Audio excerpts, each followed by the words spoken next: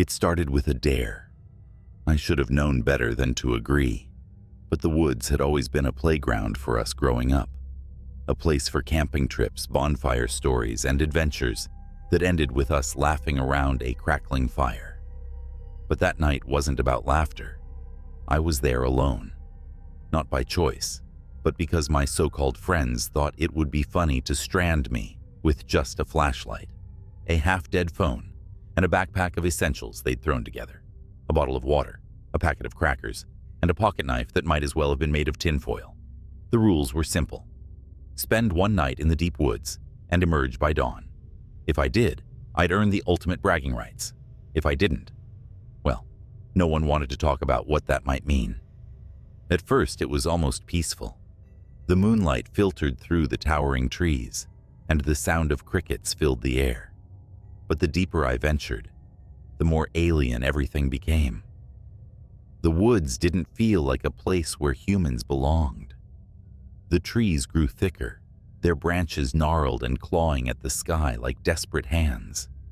The air was heavy, damp, and carried a faint metallic tang that made the hair on the back of my neck stand on end. That's when I saw it. A light flickering in the distance, like a lantern swaying in the wind. It wasn't part of the deal. No one was supposed to be out here. I told myself it was just another camper, maybe a hunter, or some lost hiker.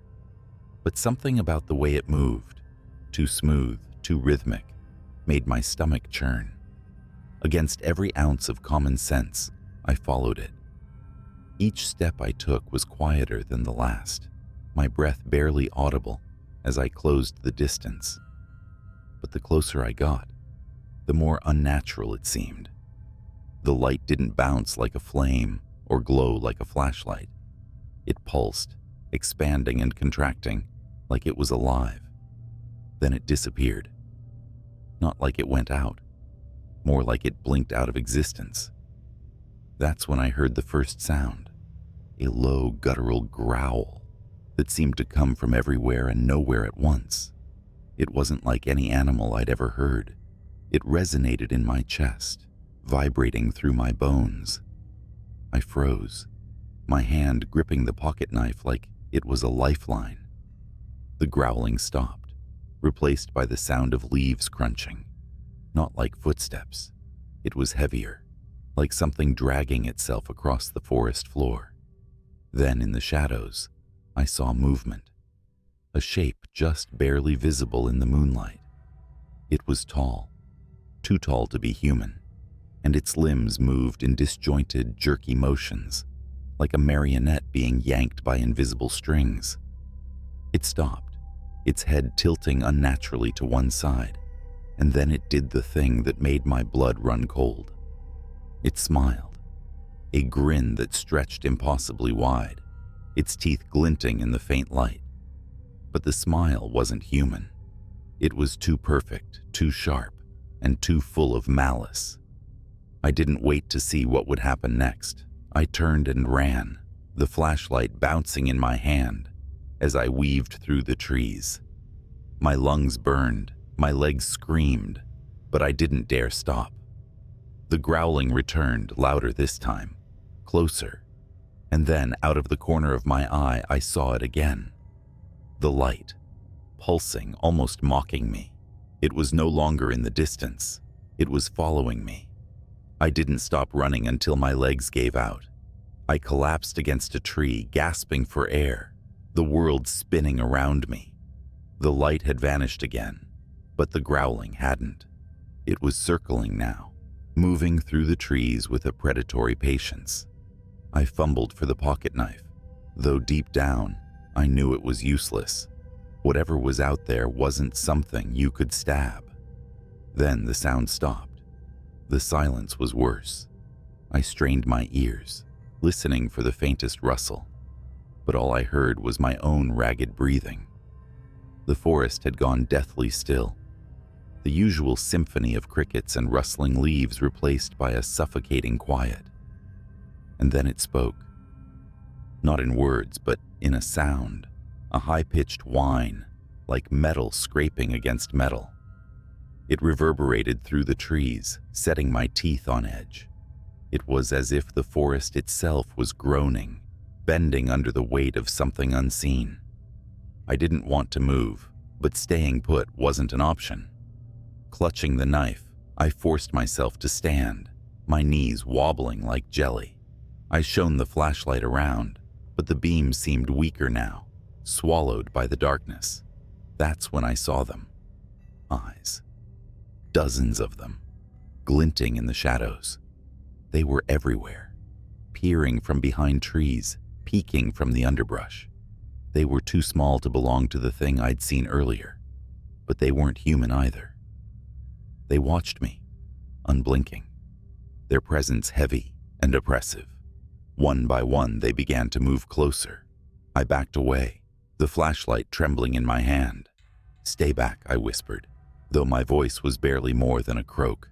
The knife felt like a toy in my grip, useless against whatever these things were. Then the eyes stopped, all at once. Frozen mid-motion, like someone had pressed pause on the nightmare. I didn't dare breathe. From behind me came a new sound, a deep, wet rasp, like lungs struggling for air. Slowly, I turned. It was there. The tall figure from before, its impossible grin stretched even wider. Up close, I could see its skin, or what passed for skin. It was pale and waxy, like the bark of a dead tree, and its eyes weren't eyes at all. They were empty sockets, blacker than the night itself. It reached out a hand, its fingers unnaturally long, the tips tapering into sharp, jagged claws. I stumbled back, tripping over a root and landing hard on the ground. The thing loomed over me, its head tilting again, as if studying me. Its mouth opened, and for a moment, I thought it was going to speak. Instead, it let out a sound, a low, bone-rattling hum that seemed to vibrate through the very air. I don't know what came over me, but I scrambled to my feet and bolted. I didn't look back. I couldn't. The growling resumed, louder now, echoing all around me. The eyes were gone, but the sense of being watched was unbearable. And then I saw it, a faint glow in the distance, not the eerie light from before, but something warmer, softer. A fire. Desperate, I ran toward it, my legs threatening to give out with every step. The growling grew fainter, but I could still feel it, like a shadow at my back. The fire was coming from a small clearing where an old, dilapidated cabin stood. Smoke curled from the chimney, and the windows glowed with a welcoming light. It should have been a relief, but something about it felt wrong. Still, it was my only option. I burst through the door, slamming it shut behind me. The cabin was empty, save for a single chair and a fireplace. The warmth of the fire was a stark contrast to the cold dread in my chest. That's when I noticed the carvings. They covered the walls, symbols and runes etched deep into the wood, their meanings alien and sinister. My flashlight flickered and died, leaving me bathed in the firelight. A sound behind me, a faint rustling, like fabric brushing against wood. I turned slowly, my heart hammering in my chest. The chair was no longer empty. Sitting there was a figure, smaller than the thing in the woods, but no less terrifying. Its face was hidden beneath a hood, and its hands rested on its knees, fingers tapping rhythmically against the wood. "You shouldn't have come here," it said, its voice a raspy whisper that seemed to echo in my head. Before I could respond, the fire flared, casting shadows that danced like living things. The runes on the walls began to glow, pulsing in time with my racing heartbeat. The figure stood, its movements impossibly fluid. "They'll find you," it said, stepping closer. "They always do." The door burst open, and the thing from the woods stepped inside, its grin wider than ever. I don't remember much after that. Just flashes, running through the woods, the creature's laughter echoing in my ears, the light from the cabin fading into the distance. I woke up at dawn, lying on the edge of the forest, the knife still clutched in my hand. My friends were there, their laughter dying the moment they saw my face. I don't know what they saw in my expression, but they never brought up the dare again, and neither did I. But sometimes, when I'm alone at night, I see it. The light pulsing in the distance just beyond the trees, waiting.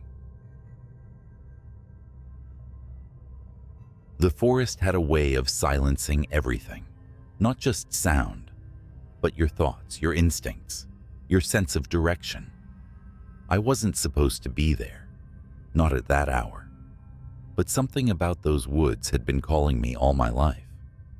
A place where the canopy was so thick, even moonlight couldn't pierce through, and the air felt suffocating, as if the forest was breathing you in, rather than the other way around. I had heard the stories growing up. Everyone in our small town had. Hunters who never came back, campers who left behind only their tents and nothing else. It's the woods, people would shrug, as if the disappearances were as natural as leaves falling in autumn. But last month, my neighbor Jerry, an ex-Marine, had gone out there. His dog came back 2 days later, covered in deep gashes. Jerry didn't. When the police gave up the search after 3 days, something in me snapped. Maybe it was guilt for not joining the search party earlier, or the gnawing curiosity about what really lived out there. Either way, that Saturday night, I packed a flashlight, a hunting knife, and my resolve, and stepped into the shadows. I should have turned back the second I realized how quiet it was. Not just the usual nighttime calm. This was absolute oppressive silence. No wind, no chirping crickets. Even my boots crunching on fallen leaves sounded muted. And then I heard it. A faint rhythmic clicking, like someone snapping their fingers out of sync. It came from deep in the woods, far beyond where I'd intended to go. Against every ounce of reason, I pressed on. The clicking grew louder as I trudged deeper into the forest. It wasn't random. It had a rhythm, deliberate and calculated. Something about it set my nerves on edge, like hearing footsteps behind you when you're sure you're alone. I followed the sound for what felt like an eternity, my flashlight beam cutting through the thick shadows. The trees seemed to close in the farther I went, their twisted branches reaching for each other like skeletal hands. The trail beneath my boots became less of a path and more of a series of uneven patches of dirt, rocks, and roots. Then, the clicking stopped. That's when I saw it. A clearing, perfectly circular, as if nature itself had been forced to make room for something that didn't belong. In the center stood a towering structure, a strange amalgamation of wood, rusted metal, and bones. Yes, bones. Antlers, femurs, rib cages, all woven together in some nightmarish design. My flashlight flickered as I stepped closer, its beam cutting across the grotesque totem. The air here was different, heavy and metallic, like the taste of blood on your tongue after biting your lip. My instincts screamed at me to leave, but something about the totem held me there, rooted in place. Then I noticed the carvings. They spiraled up the totem's wooden core, crude etchings of faces, human faces, each one twisted in a silent scream, mouths wide open, eyes hollow. At the base of the totem, the earth was blackened as if scorched by fire, yet the ground beneath my boots was damp and cold. I felt it before I heard it. A presence. Something enormous, watching me from the tree line. My flashlight's weak beam darted to the edge of the clearing, catching only glimpses of movement, shadows shifting where no light should have reached. Then came the clicking again, this time from all around me. It was no longer distant or muffled. It was close. Too close. Panic overtook me, and I bolted back the way I came. Branches clawed at my face and arms. My flashlight bounced wildly, and my breaths came in short, ragged gasps. But no matter how far I ran, the clicking followed, relentless and unyielding.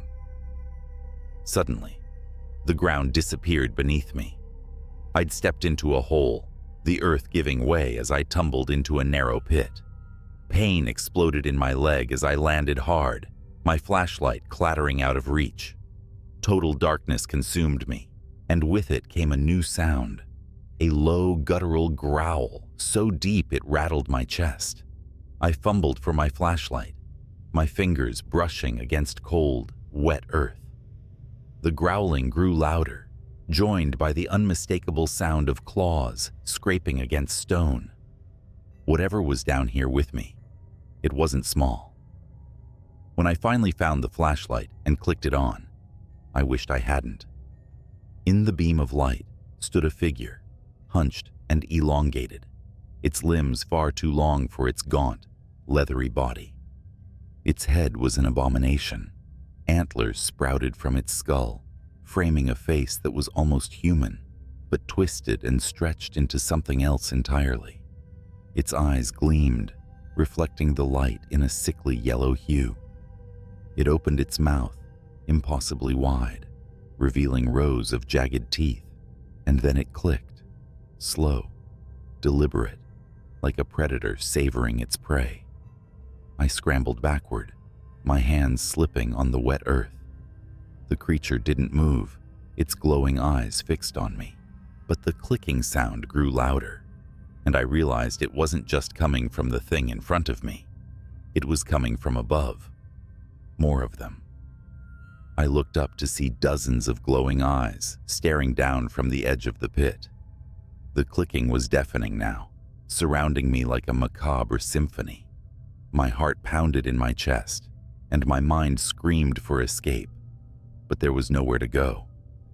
The creature in the pit stepped closer, its elongated limbs contorting as it crawled toward me. I clutched my hunting knife, knowing it was a futile weapon against whatever this thing was. The air grew colder, and the smell of decay filled my nostrils.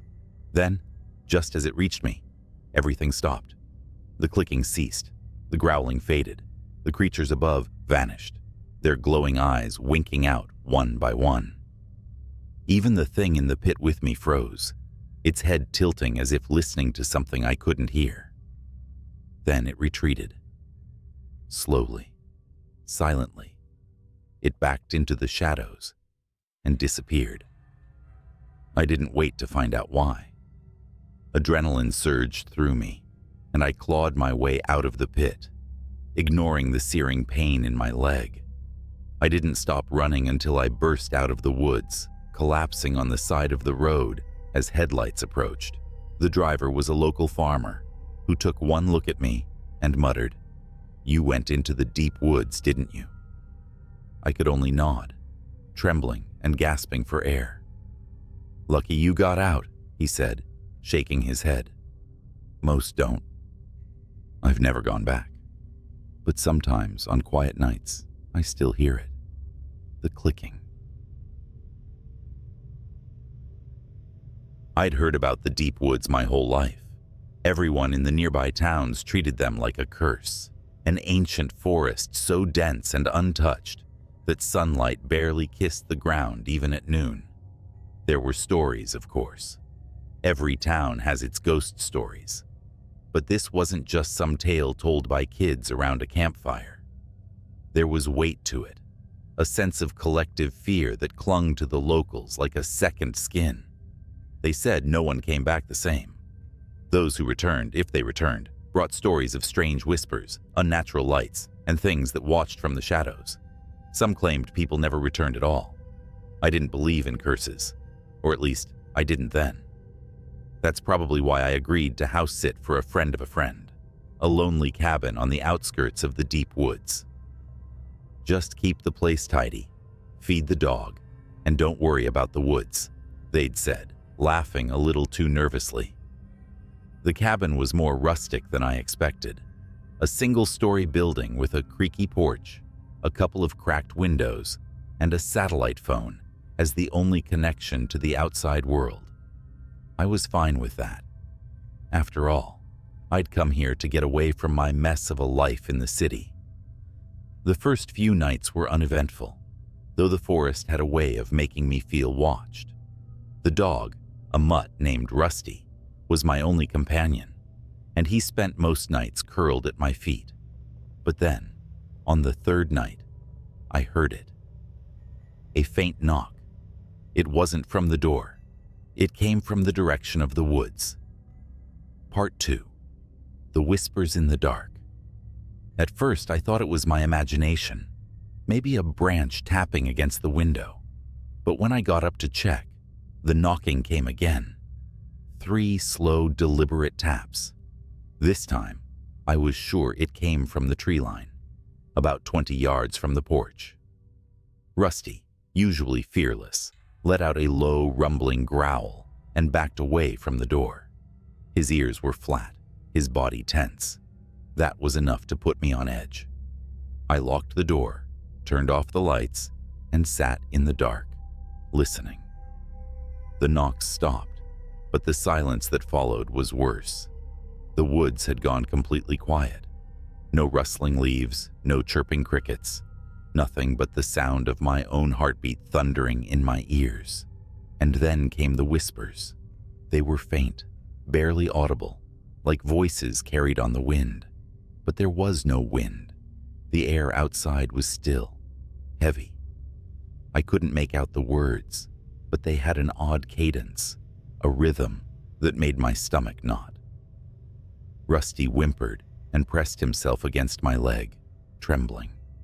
I didn't sleep that night. The next morning, I ventured into the woods. I told myself it was to prove there was nothing out there, just some animal playing tricks on my nerves. But as I stepped past the tree line, I noticed something strange. The ground was scattered with symbols, circles, triangles, and shapes I couldn't recognize, all carved into the dirt as if by a clawed hand.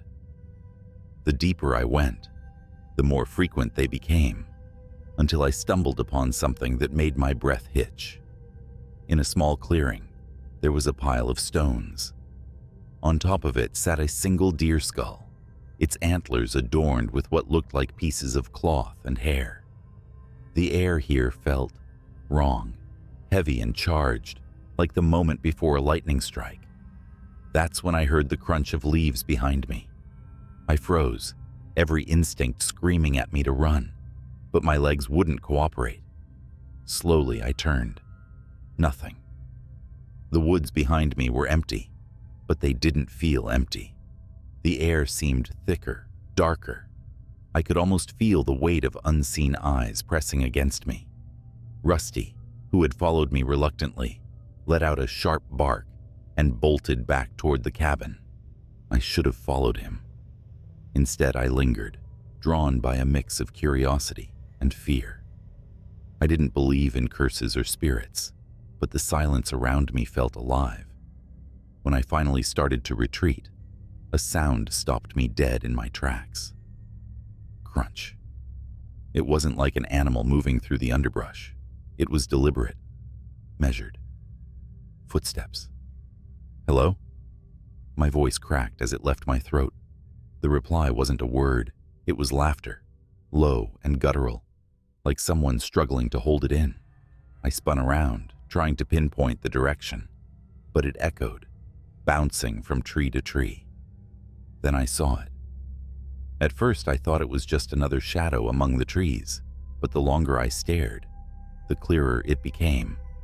A figure, tall and impossibly thin, its limbs stretched like warped branches. Its face was hidden in the shadows, but 2 pale, glowing eyes locked onto mine. I bolted. Branches tore at my arms and face as I sprinted back toward the cabin. Behind me, the crunch of leaves turned to pounding, something impossibly fast crashing through the forest. Rusty's frantic barking reached my ears as I burst out of the tree line and onto the porch. I slammed the door shut and threw the bolt. For a moment, the only sound was my ragged breathing and Rusty's growls. Then came the knock. It wasn't hesitant this time. 3 sharp, deafening bangs shook the door. "Go away!" I screamed, backing away with a knife I'd grabbed from the counter. The banging stopped. The silence stretched on, long enough that I dared to think it was over. Then I heard it, scraping like nails against wood. It moved from the door to the window, tracing the frame, and then to the next window. Each time, it lingered, as if taunting me. "Stay away!" I shouted again, and then it spoke. "You shouldn't have come." The voice wasn't human. It was layered, overlapping tones, one deep and resonant, the other high and raspy. The words slithered through the walls, sending ice down my spine. I didn't wait to hear more. Grabbing the satellite phone, I called for help. The operator on the other end barely got out a greeting before I started shouting for someone to send the police. The voice outside laughed. "Help won't find you here." The lights flickered, then went out entirely. Rusty barked wildly, his sounds punctuated by the distant rustling outside. I grabbed a flashlight and turned it toward the windows. The beam landed on the figure. It was inches from the glass, its face finally visible. It wasn't a face at all, just a smooth, featureless surface where its features should have been. But those eyes, pale and glowing, stared into mine as if it could see every fear I'd ever had. I grabbed Rusty, holding him tight as the thing pressed its hand, or claw, against the glass. The window cracked, but didn't shatter. Then the sirens came. The figure jerked its head toward the distant wail, its body stiffening. It turned to me one last time, its mouthless face tilting unnaturally, and then it retreated, melting into the shadows of the trees. When the police arrived, they found me shaking on the porch, clutching Rusty like a lifeline. I told them everything, but their faces said they didn't believe a word. They chalked it up to isolation and overactive imagination. But I know what I saw. That night, I packed up and left. I never went back to the cabin, and I don't plan to. Sometimes, though, I dream about the deep woods. I see those pale eyes watching me, waiting, and I wake up with the sound of that laughter ringing in my ears. They say no one comes back the same from the deep woods. They're right. It started on a call like any other. A dispatch about a disturbance on Lincoln Avenue, a rundown stretch of road I've driven 1,000 times. Routine, I thought. But nothing about that night would be routine. I'm an officer, and my job is to answer calls, no matter how bizarre they might sound. The caller reported screams, frantic footsteps, and what they described as shadows chasing shadows. Dispatch didn't think it sounded credible, but they sent me anyway. Pulling onto Lincoln Avenue at 3 a.m., I slowed to a crawl. The street was empty, the kind of silence that presses on your ears until you swear you're hearing whispers. My patrol car's headlights cut through the night, bouncing off the cracked windows of old shops and boarded-up buildings. Then I saw her, a woman sprinting down the middle of the street. She was barefoot, wearing a torn dress, her face twisted in sheer terror. I rolled down my window to call out to her, but before I could, she stopped dead in her tracks, her neck snapping around like she'd heard something I couldn't. She screamed, and that's when I saw it. Something moving behind her. But there was nothing there. Not at first. I jumped out of the car, flashlight in hand, and yelled for her to stop. She ran toward me, sobbing, begging for help. Her words were a jumbled mess, but I caught bits and pieces. "It's coming. Invisible. It touched me." Suddenly, she was lifted off the ground. No hands, no wires, nothing. Just her body, rising like a marionette. Her feet dangled in the air as her screams turned to choking gasps. My instinct was to run to her, but my feet wouldn't move. It was like the air around me had turned solid. I could only watch as her body twisted unnaturally, her arms and legs contorting in directions they shouldn't go. Then, her head snapped.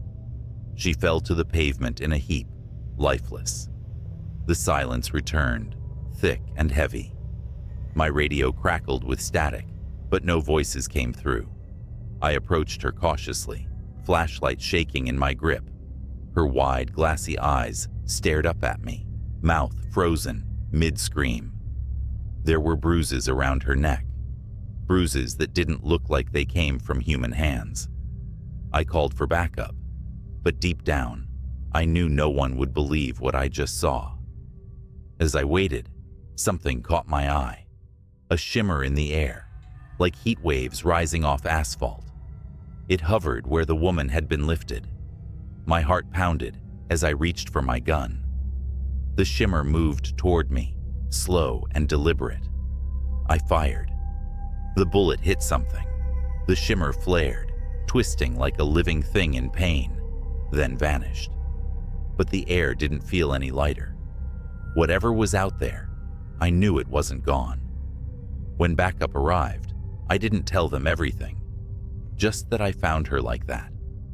The official report chalked it up to a hit and run, the case marked unsolved.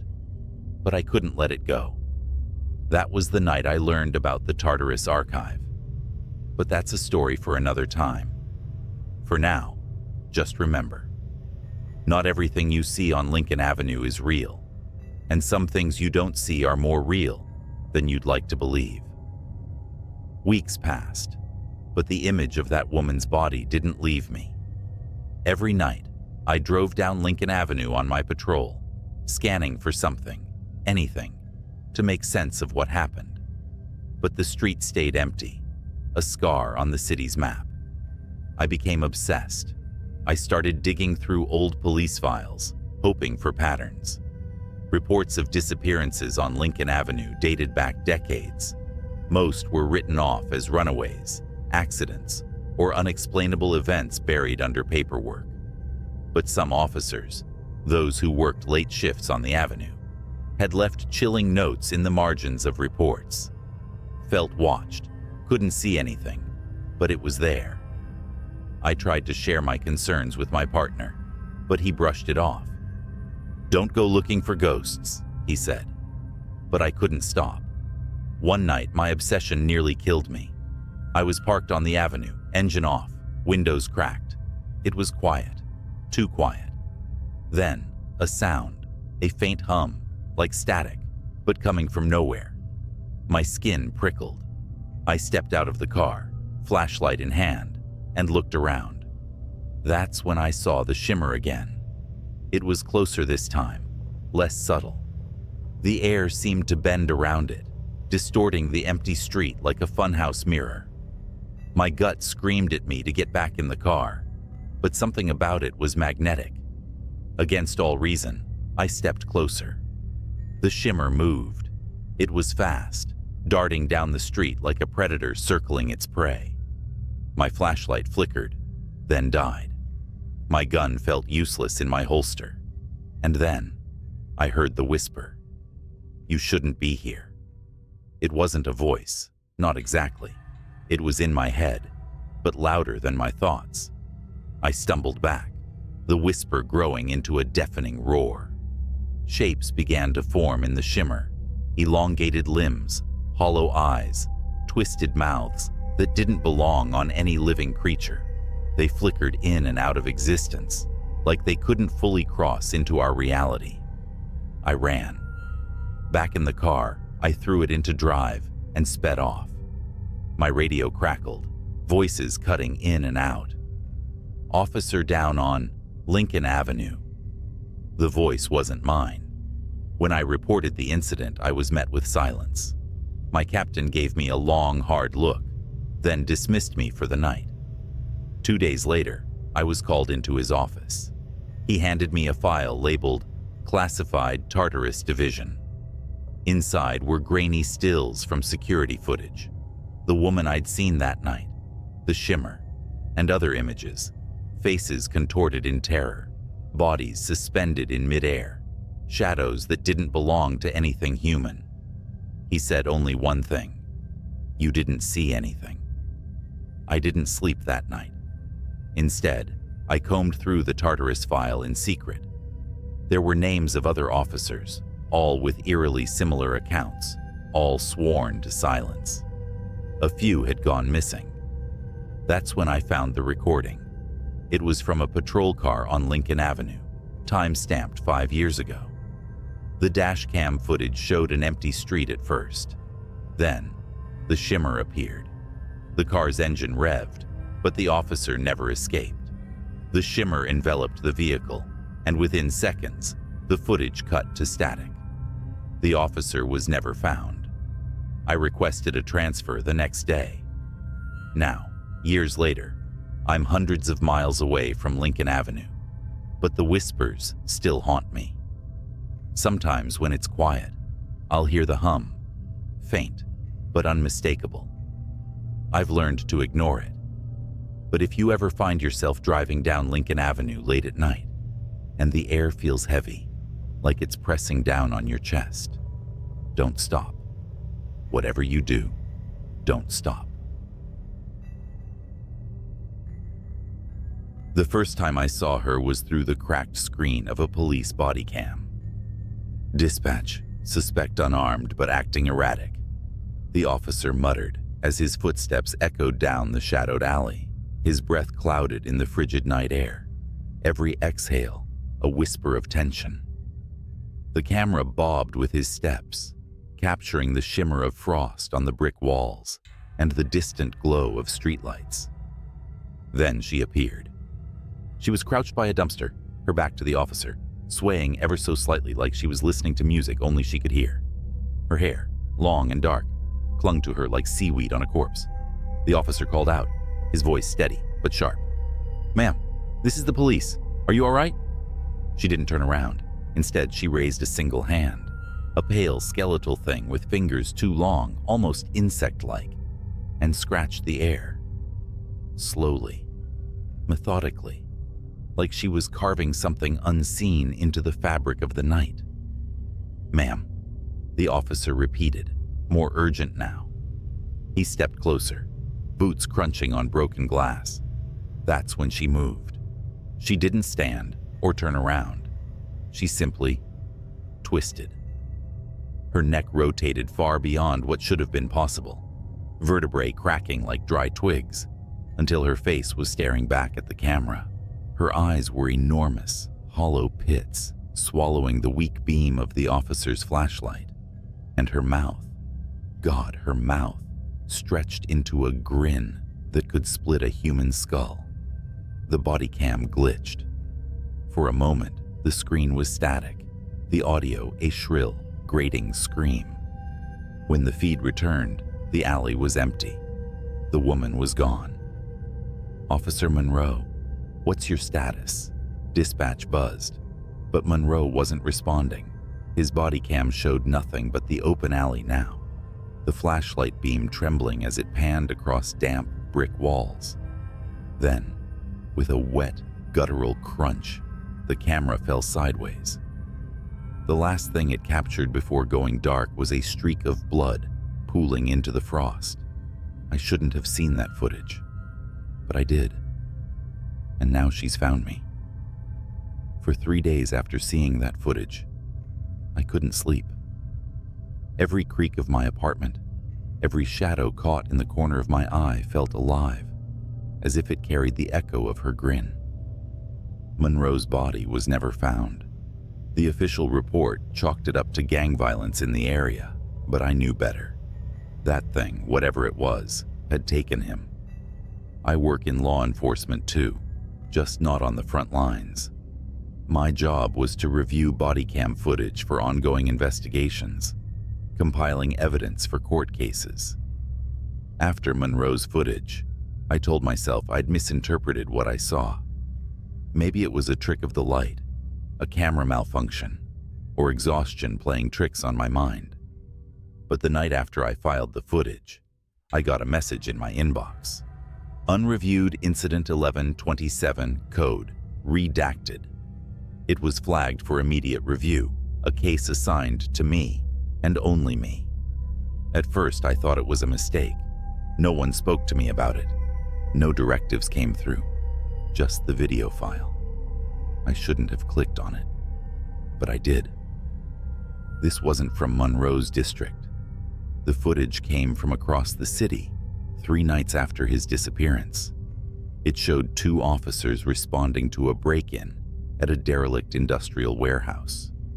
Their body cams revealed the scene: rusted machines coated in dust, walls lined with graffiti, and corridors that seemed to stretch forever into the dark.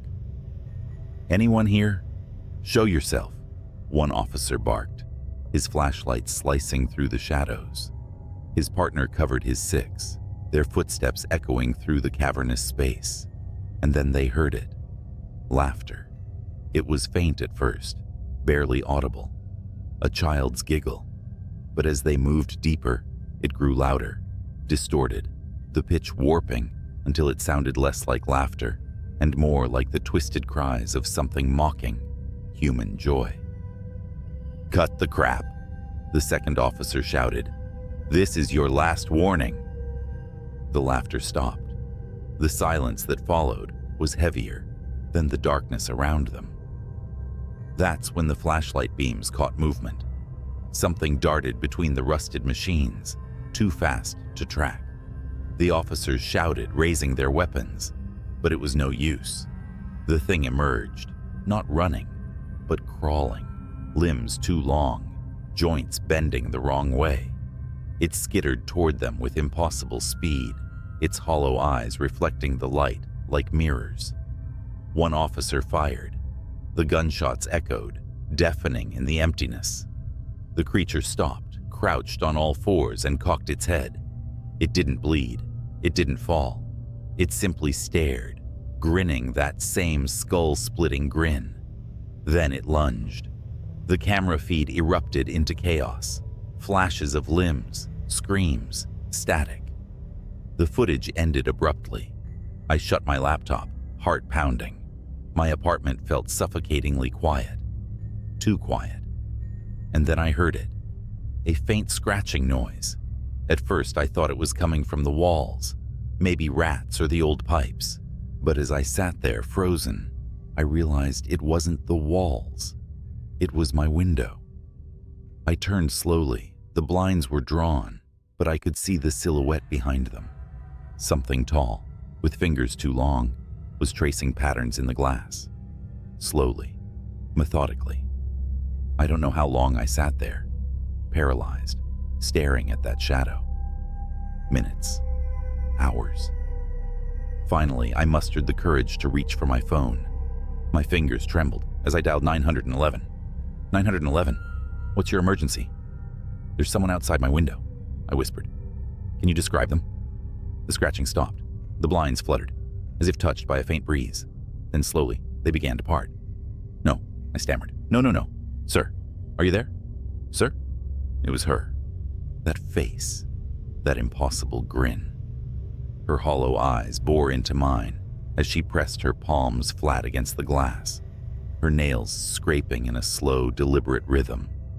She leaned closer, her grin widening, until the corners of her mouth began to tear. I dropped the phone. I don't remember what happened next. One moment I was in my living room. The next I was sprinting down the fire escape, barefoot and half-dressed, into the freezing night. I didn't stop until I reached the nearest precinct, pounding on the doors like a lunatic. When they finally let me in, I tried to explain what I'd seen, but no one believed me. The footage from Monroe's body cam, gone. The unreviewed file, deleted from the system. They pulled up my personnel file and flagged me for mental health evaluation. I quit the next day. Now I'm writing this from a motel on the edge of town, lights blazing, a chair propped against the door. I don't think it'll matter. Wherever I go, she'll find me. If you're reading this and you work with police footage, take my advice. Don't click on anything marked redacted. And if you ever hear laughter in the dark, run. Don't look back, because no matter how fast you run, she'll be faster. It was just past midnight when my phone buzzed. The caller ID flashed restricted, but something about the timing felt off. I was home alone, sprawled on the couch with a half-empty beer and some late-night TV reruns. The sound of the phone ringing in the quiet room was like a scream. I hesitated but answered anyway. "Hello?" A voice, frantic and low, whispered, "Are you home? Lock your doors. Now." I froze, every muscle in my body tightening. "Who is this?" The line clicked dead. Normally I'd brush it off as a prank call or some weirdo, but the tone, that panicked edge, stuck with me. I stood up, every creak of the floor making me flinch, and went to the front door. It was already locked, but I double-checked. Windows, secure, back door, latched tight, satisfied. I sat back down, laughing nervously to myself. Then I saw the police cruiser pull into my driveway. The patrol car's lights weren't flashing, but its mere presence was enough to make my stomach churn. A tall officer stepped out, his silhouette sharp against the dim porch light. He knocked twice, and I debated for half a second whether to open it. "Mister?" His voice carried through the door. I answered cautiously, opening it just enough to meet his eyes. "Yeah? Something wrong?" "We received a report of suspicious activity in the area," he said. His voice was calm, almost rehearsed, but something in his eyes. It wasn't just concern. It was fear. "Have you seen or heard anything unusual tonight?" Well, I got a weird phone call a few minutes ago," I admitted. "Told me to lock my doors." The officer nodded, his hand resting lightly on his holstered gun. "May I come in?" Something in me screamed not to let him, but he was a cop. What else could I do? "Yeah, sure." As soon as he stepped in, I noticed the tension in his shoulders. He was scanning the room like he expected someone or something to leap out at any moment. "What's this about?" I asked, trying to mask my growing unease. He hesitated, then motioned toward the living room. "Can we sit? I'll explain everything." We sat. He didn't take off his hat, didn't relax. Instead, he leaned forward, resting his elbows on his knees, and lowered his voice. "There's been an incident nearby. I need to ask, have you noticed anything strange in the past week? People following you? Strange vehicles parked outside?" My heart skipped a beat. "No, nothing like that. What kind of incident are we talking about?" He glanced toward the window, then back at me. "A break-in. But it's more complicated than that. The suspect might still be in the area." I felt the weight of his words settle like a lead blanket. Before I could press for details, the police radio clipped to his shoulder crackled to life. "Unit 47, report. Suspect confirmed near Elm and 3rd. Proceed with caution. All units advised." The officer shot up, his hand immediately gripping his gun. "Stay here," he ordered. "Lock the door behind me. Don't answer for anyone but the police." And just like that, he was gone, the red and blue glow of his cruiser fading down the street. I locked the door as he instructed, but the silence that followed was unbearable. That's when I noticed something. The basement door. It was slightly ajar. I stared at the basement door, my pulse roaring in my ears. I was sure I had closed it earlier. Positive. Every nerve in my body screamed for me to call the officer back, but my phone sat uselessly on the coffee table. I wasn't even sure I could move. Then came the sound. A soft, deliberate creak, like someone shifting their weight on the wooden basement steps. I backed away instinctively, eyes locked on the gap where the door hung slightly open. The living room suddenly felt suffocating. Every shadow stretched longer, every sound amplified. I grabbed the nearest thing resembling a weapon, a heavy floor lamp, and inched closer to the door. "Hello?" My voice barely broke a whisper. Idiotic. As if I wanted a reply. The silence was deafening. Then came a slow, scraping noise, like metal dragging against the wall. My heart felt like it was trying to escape my chest. "Look," I stammered. "I don't know who's down there, but the cops are already here. They're coming back any second." Nothing. And then, almost imperceptibly, I saw it. A flash of movement low to the ground, at the edge of the basement's shadows. I stepped back, holding the lamp like a bat, and shouted, "I'm armed. Come out now." The basement door slammed shut. Hard. I stumbled backward, my breath coming in shallow gasps. I didn't have time to think. My brain screamed run, but my legs wouldn't cooperate. Then the floor lamp's light flickered and died, plunging the room into a thick, oppressive darkness. And that's when the doorknob started to turn. The logical part of my brain was gone, overtaken by pure primal fear. I bolted for the kitchen, skidding on the tile as I grabbed the biggest knife I could find. The house was silent again. But I knew I wasn't alone.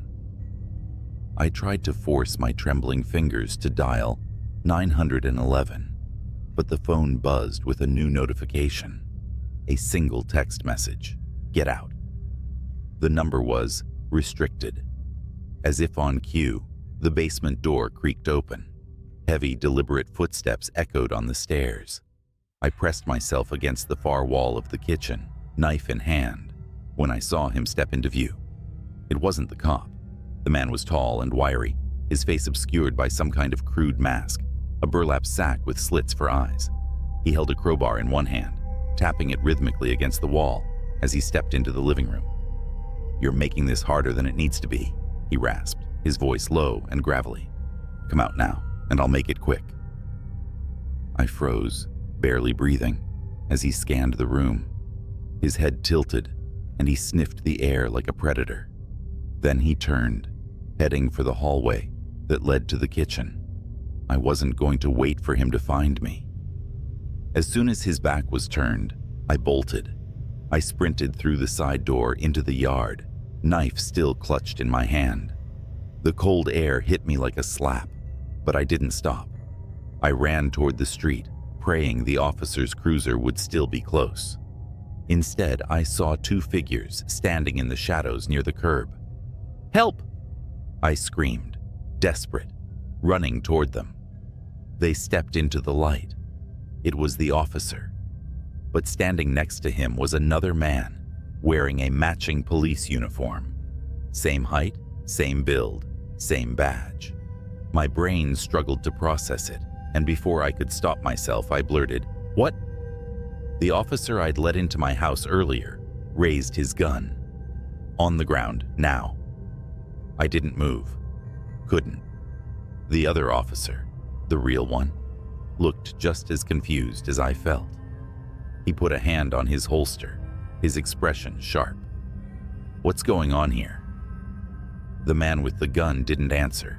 His eyes darted toward the house, and for a fraction of a second, I saw it. The tiniest shift in his demeanor. Panic. He wasn't a cop. "Drop the gun," the second officer barked, stepping forward. And then, chaos. The fake cop turned and bolted, disappearing into the dark. The real officer chased him, shouting into his radio for backup.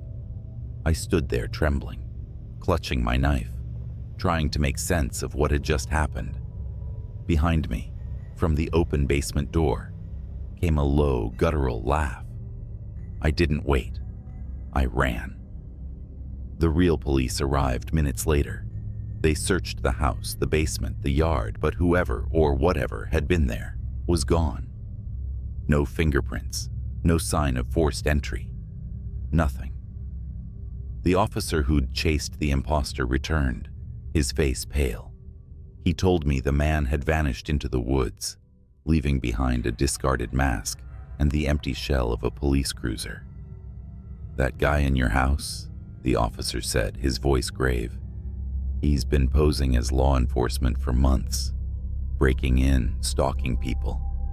You're lucky to be alive. Lucky. That word stuck with me. I moved out of that house the next day, left the city altogether.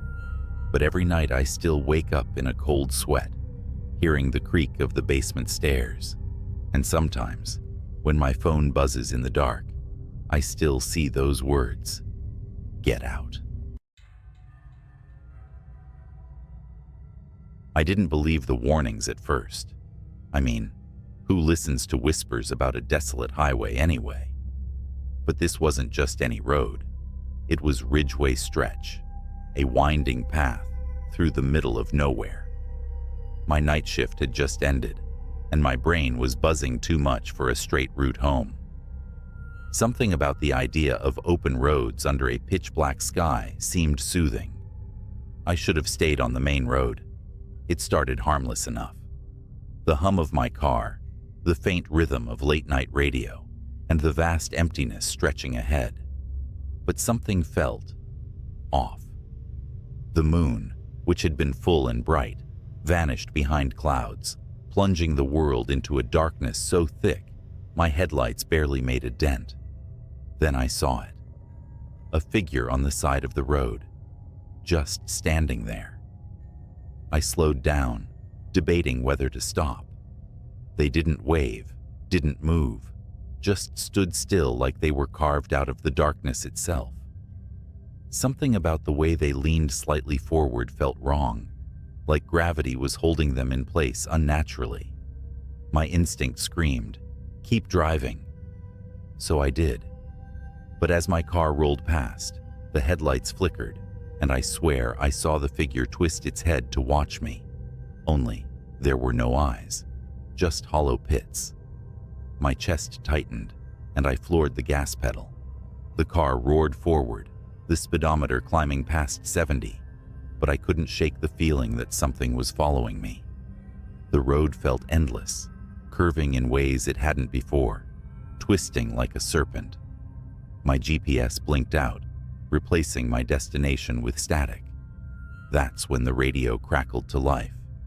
A voice, low and distorted, seeped through the speakers. "You shouldn't have ignored me."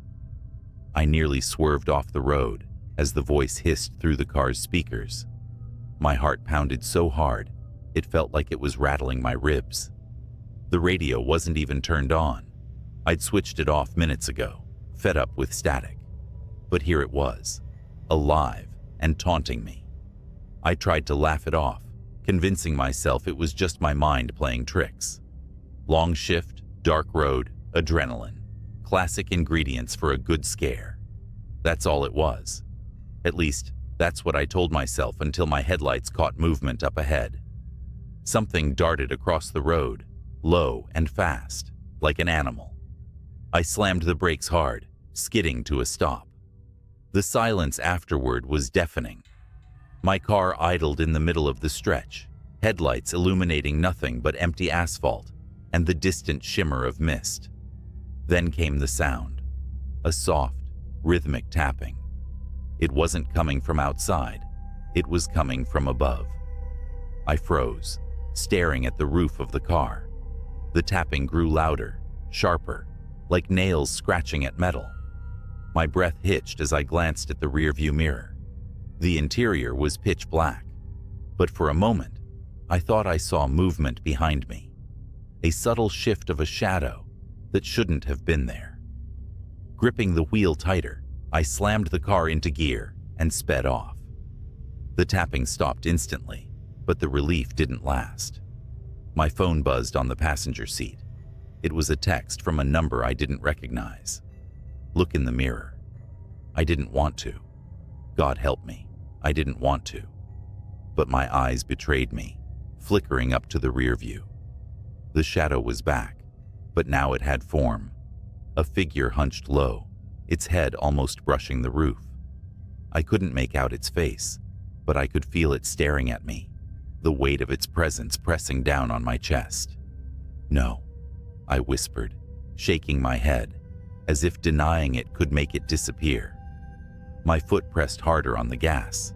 The engine whined, the car shuddering as it hit 90, then 100. The road narrowed, trees closing in like a tunnel, their branches clawing at the sides of my car. The figure didn't move. It just sat there, its presence growing heavier with each passing second. Then, in a voice that sounded like rusted metal scraping glass, it whispered, "You can't outrun it." I screamed, swerving wildly. The car clipped something, a signpost or maybe a guardrail, and spun out. Time slowed as the world flipped. Metal groaned, glass shattered, and for a horrifying moment, I thought I was going to die. But I didn't. When the car finally stopped rolling, I was upside down, hanging by the seatbelt. Blood dripped from a gash on my forehead, my breaths shallow and rapid. The silence was suffocating. I fumbled with the buckle, crashing down onto the cracked windshield. Every muscle in my body screamed as I crawled out of the wreckage. The night was eerily calm. My car lay in a mangled heap, steam hissing from the engine. The road was gone. I wasn't on Ridgway Stretch anymore. I wasn't anywhere. Around me was an endless expanse of fog, shifting like it was alive. Then I heard it, the crunch of footsteps on gravel. Slow, deliberate, growing closer. I turned, my legs trembling, and saw the figure emerge from the mist. It was tall and impossibly thin, its limbs too long, its head cocked at an unnatural angle. "What do you want?" I screamed, backing away. It didn't answer. Instead, it reached out with a hand that wasn't a hand. It was more like a claw, made of shadows. And then, it spoke. "You left the road. Now you belong to me." I woke up in my bed, gasping for air, drenched in sweat. The clock read 7:06 a.m. The morning sun filtered through the blinds, warm and familiar. It was just a nightmare, a terrible, vivid nightmare. But as I sat up, my body aching, I realized something was wrong. The clothes I was wearing were the same ones from the night before, torn and stained with blood. My car keys were still in my pocket, sticky with grime, and etched into the palm of my hand, as if burned there, were 3 words: "Don't come back." I haven't driven at night since, and if you're ever tempted to take Ridgway Stretch for a shortcut, let me save you the trouble. Whatever's out there, it doesn't like visitors. The highway was empty, except for my old sedan cutting through the cold, humid night. The yellow lines on the asphalt blurred as I sped up, my fingers tightening on the steering wheel. Every so often, my headlights would catch the silhouette of a road sign or an old skeletal tree, their shadows stretching and shrinking across the cracked pavement. I shouldn't have taken that detour. It started as a routine trip home. Work had bled into the late hours, and I'd left the office with nothing on my mind but getting back to bed. The regular route was closed, some roadwork or an accident. I didn't pay attention. My GPS offered an alternative, a back road that wound through what looked like endless farmland and forest. At first, the dark quiet was soothing, almost peaceful. But then I noticed something unsettling, a shape in the rearview mirror, a light, faint at first, blinking intermittently far behind me. I slowed down, expecting it to vanish like a trick of the eye, but it didn't. It grew stronger, steadier, a single glaring white orb bouncing over the road, speeding closer. At the next intersection, I turned off without hesitation, tires screeching against the asphalt. The road narrowed, trees crowding in on either side, and the light disappeared. I let out a shaky breath. Probably just another driver, I told myself. A farmer or a trucker, out late. That's when the radio crackled. It was off. I was sure of it. Off and silent, like it had been all night. But now it hissed, faint voices slipping in and out of static. I glanced at the dashboard, confused, and almost didn't notice the figure in the road until it was too late. It appeared so suddenly, my chest tightened. A man stood directly in my path, his hand raised like he was signaling me to stop. I slammed the brakes, my car screeching to a halt. Heart pounding, I leaned forward, squinting into the darkness. The man was pale, unnaturally so, his face hollow and his clothes rumpled. He didn't look homeless, though, or drunk, more like something misplaced. His lips moved, but I couldn't hear him. My gut told me to drive, but curiosity won. I cracked the window. "What are you doing out here?" I called, my voice shaking more than I liked. The man's lips stopped moving, his head tilted, neck bending in an unnatural angle. Then, in a voice as clear as if he were sitting beside me, he whispered, "You shouldn't have stopped." Every instinct screamed to press the gas and go, but my body froze. It wasn't just fear, it was something heavier, like the air had thickened, rooting me to the spot. Then the man moved, not toward me, backward. His feet shuffled awkwardly as he retreated into the shadows, his figure melting into the trees. The radio hissed louder now, the static broken by faint guttural sounds that raised the hair on the back of my neck. Before I could act, the light reappeared in my rearview mirror. This time it wasn't distant. It flooded the inside of my car, so bright it washed out the world outside. My foot found the pedal, and I sped off, the light chasing me like a predator. I floored the gas pedal, the old sedan groaning as it sped down the winding road. The blinding light in my rearview mirror didn't falter. It grew brighter, closer, swallowing the world behind me. My hands gripped the wheel so hard my knuckles ached, and the forest on either side blurred into an endless wall of black. The radio screamed now. No music, just static and garbled voices, as if 100 people were shouting underwater. The sound clawed at my brain, making it hard to think. I reached for the dial, desperate to shut it off, but it wouldn't budge. A figure appeared ahead, standing in the middle of the road again. It wasn't the man from before. It was taller, thinner, its limbs unnaturally long. Its head lolled to the side as if it couldn't hold it up. And its eyes, God, its eyes glowed the same blinding white as the light behind me. I yanked the wheel to the left, narrowly avoiding it, and felt the car's tires hit gravel. My heart stopped as the vehicle skidded, the steering wheel jerking out of my hands. I was certain I'd crash into a tree, but the car swerved back onto the road as if pulled by an invisible force. That was when I heard the laughter. It wasn't from the radio or the road. It came from inside the car. I didn't dare look around. My eyes stayed fixed on the road ahead, where the forest began to thin, revealing a stretch of open field. The laughter grew louder, more distorted, echoing in my ears. I couldn't tell if it was mocking or joyous, but it chilled me to my core. "Keep driving," a voice whispered from the passenger seat. I couldn't stop myself.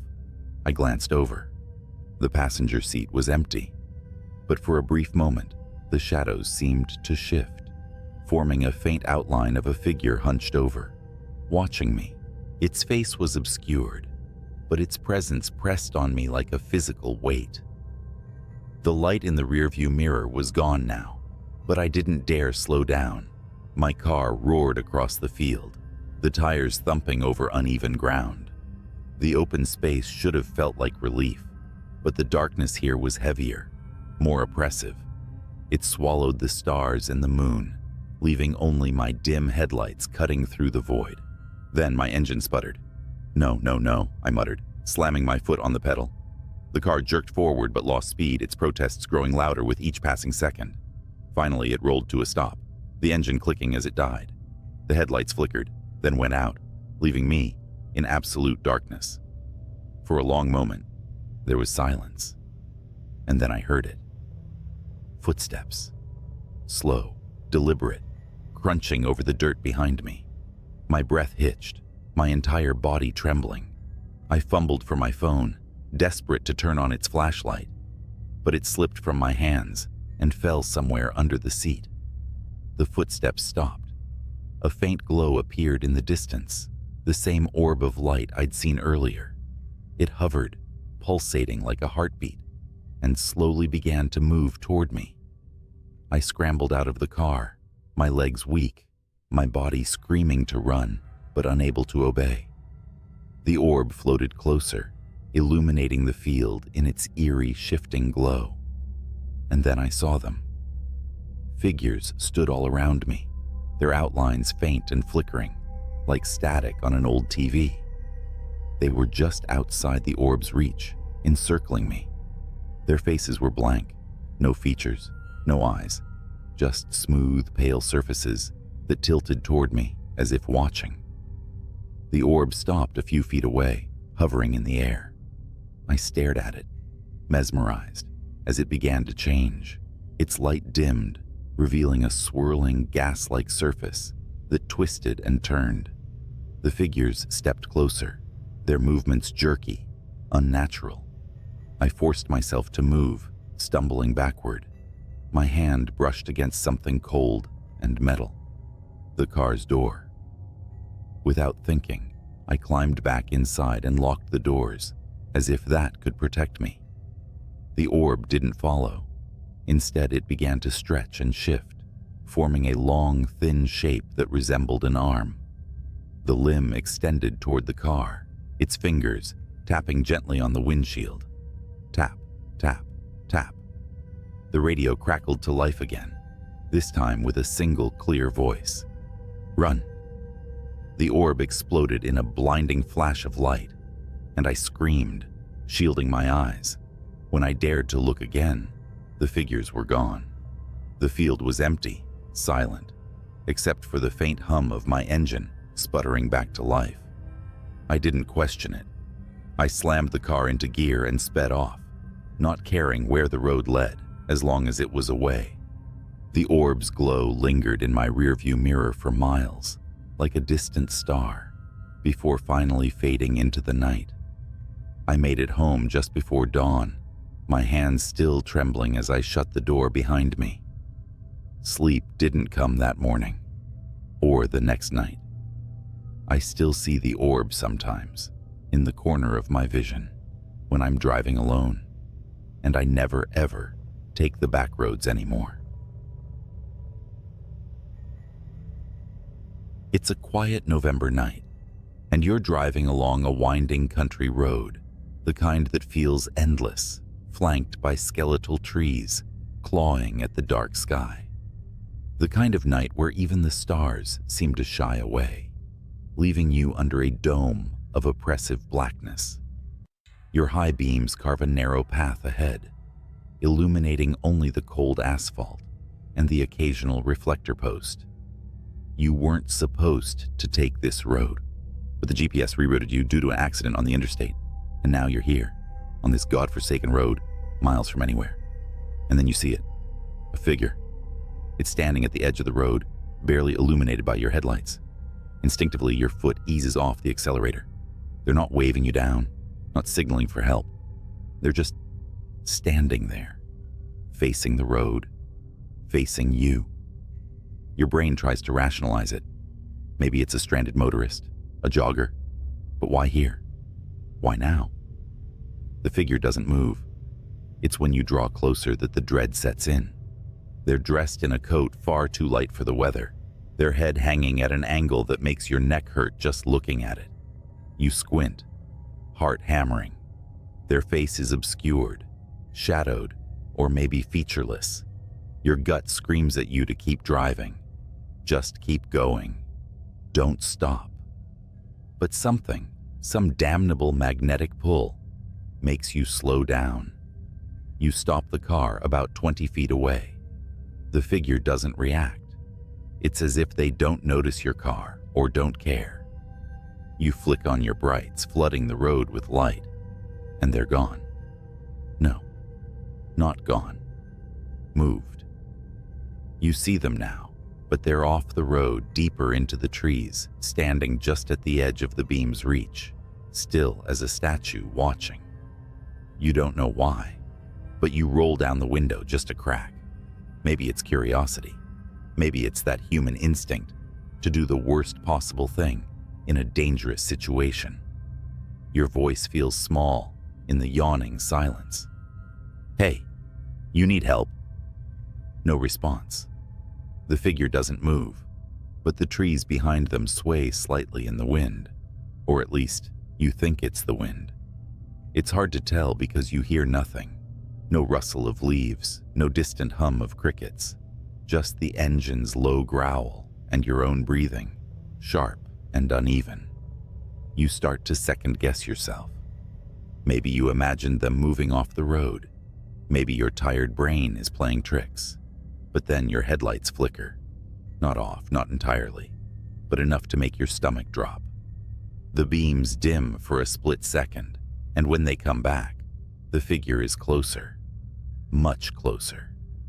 They're at the edge of the ditch now, their face, or the void where their face should be, angled directly at you. Your chest tightens as you realize you can't make out any features. No eyes, no mouth. Just a smooth expanse of pale skin. And then you notice something else. Their hands. Long. Wrong. Like talons, hanging just a little too low, the fingers unnaturally thin and curling slightly, as if they're waiting to grasp something. Your survival instincts kick in. You slam the window shut and put the car in gear. You're not staying here. Not tonight. Not for anyone or anything. The tires screech as you take off, but as the car lurches forward, you feel a weight, a pressure, like someone's holding the back of the car, the rear view mirror. You know you shouldn't look, but your eyes dart to it anyway, and they're there, perched on the trunk, their hands splayed out against the glass, fingers stretching impossibly long. They're still featureless, but you swear you can feel them looking at you. Through you. You scream and stomp the gas. The car roars, the tires find grip, and for a second, you think you're free. The figure slides off the back, disappearing into the dark road behind you. Relief washes over you in a cold wave, but then something taps the window. Once, twice. A rhythmic knock, deliberate and unhurried. It's coming from the passenger side. You whip your head around. The figure is sitting in the seat beside you, impossibly calm, hands resting on their knees like they've been there the whole time. The inside of the car reeks now, like wet earth and decay. You don't even think. You wrench the wheel to the side. The car fishtails, and you barely manage to keep it from rolling as it screeches to a halt in the middle of the road. You throw open the door and bolt into the woods, leaving the car behind. Branches slash at your arms and face as you run. You don't know where you're going, but anywhere is better than here. The figure doesn't chase you, at least not in the way you expect. You can't see them, but you feel them. Their presence is heavy, like the air is pressing down on you. Every shadow seems alive, every sound amplified. Finally, you burst into a clearing and collapse to your knees. The moonlight bathes the open space, giving you the first sense of security you've felt all night. You take a moment to catch your breath, the cold seeping into your skin as you sit there trembling, and then you hear it. The knock. Once, twice. You whip around, and there, at the edge of the clearing, the figure stands. Only now, they're not alone. Dozens of them emerge from the trees, identical and featureless, their long fingers curling and uncurling as they close in. They form a perfect circle around you, their movements synchronized, their heads tilting in unison. Your scream catches in your throat as they close the gap, their smooth faces mere inches from yours. And then, blackness. When you wake up, you're in your car. It's parked neatly at the gas station you stopped at before this nightmare began. The sun is rising, the orange glow spilling over the horizon. The engine is off, your keys in your lap. Everything looks normal, except for the muddy handprint smeared across your windshield. It started with a buzzing fluorescent light overhead, one of those that flicker in just the wrong rhythm to dig under your skin. I was midway through another night shift at the 24-hour gas station, just off Route 17. You know the kind, reeking of old coffee, shelves lined with stale chips, and the perpetual hum of the ice cream freezer. That night, a fog rolled in thicker than I'd ever seen, swallowing up the world outside. The highway was nothing but black asphalt disappearing into a wall of gray. I hated working these shifts alone, but we'd just lost our only other night clerk. Guess it was my turn to hold down the fort until corporate hired someone new. It wasn't long before the first weird thing happened. Around 1:30 a.m., I heard it. A faint tapping, like fingernails drumming against glass. It came from the front window. At first, I thought it was just some bug drawn to the neon open sign, but the sound was deliberate, methodical. Tap, tap, tap. I glanced up from the register, squinting through the fog-drenched pane. For a second, I thought I saw a shadow move. Hello? My voice cracked, embarrassing me even in my solitude. No answer. Steeling myself, I stepped out from behind the counter and moved closer to the glass. My breath fogged up the pane as I leaned in, searching for movement. Then, from the corner of my eye, I saw it. A hand. Pale, long fingers, almost skeletal, reached up and pressed against the outside of the glass. My heart leapt into my throat. I stumbled back, knocking over a rack of potato chips. The hand was gone. I fumbled for the phone, but of course, the damn landline had been out for days. Cell service out here? Forget it. Swallowing the lump in my throat, I convinced myself it was a prank. Some drunk weirdo messing around. But deep down, I knew better.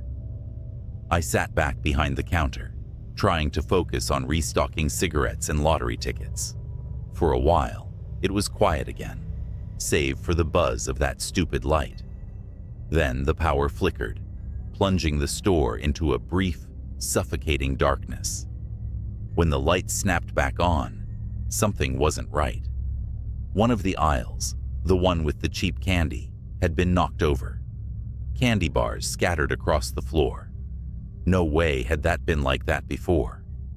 I grabbed the flashlight we kept under the counter and stepped into the aisle. My palms were slick with sweat. "Is someone here?" I called out. My voice echoed against the empty shelves. No answer. Then, the freezer door slammed shut behind me. I whipped around, flashlight trembling in my hand. The freezer doors gleamed under the flickering light, their surfaces coated with condensation. Slowly, I moved toward them, each step feeling heavier than the last.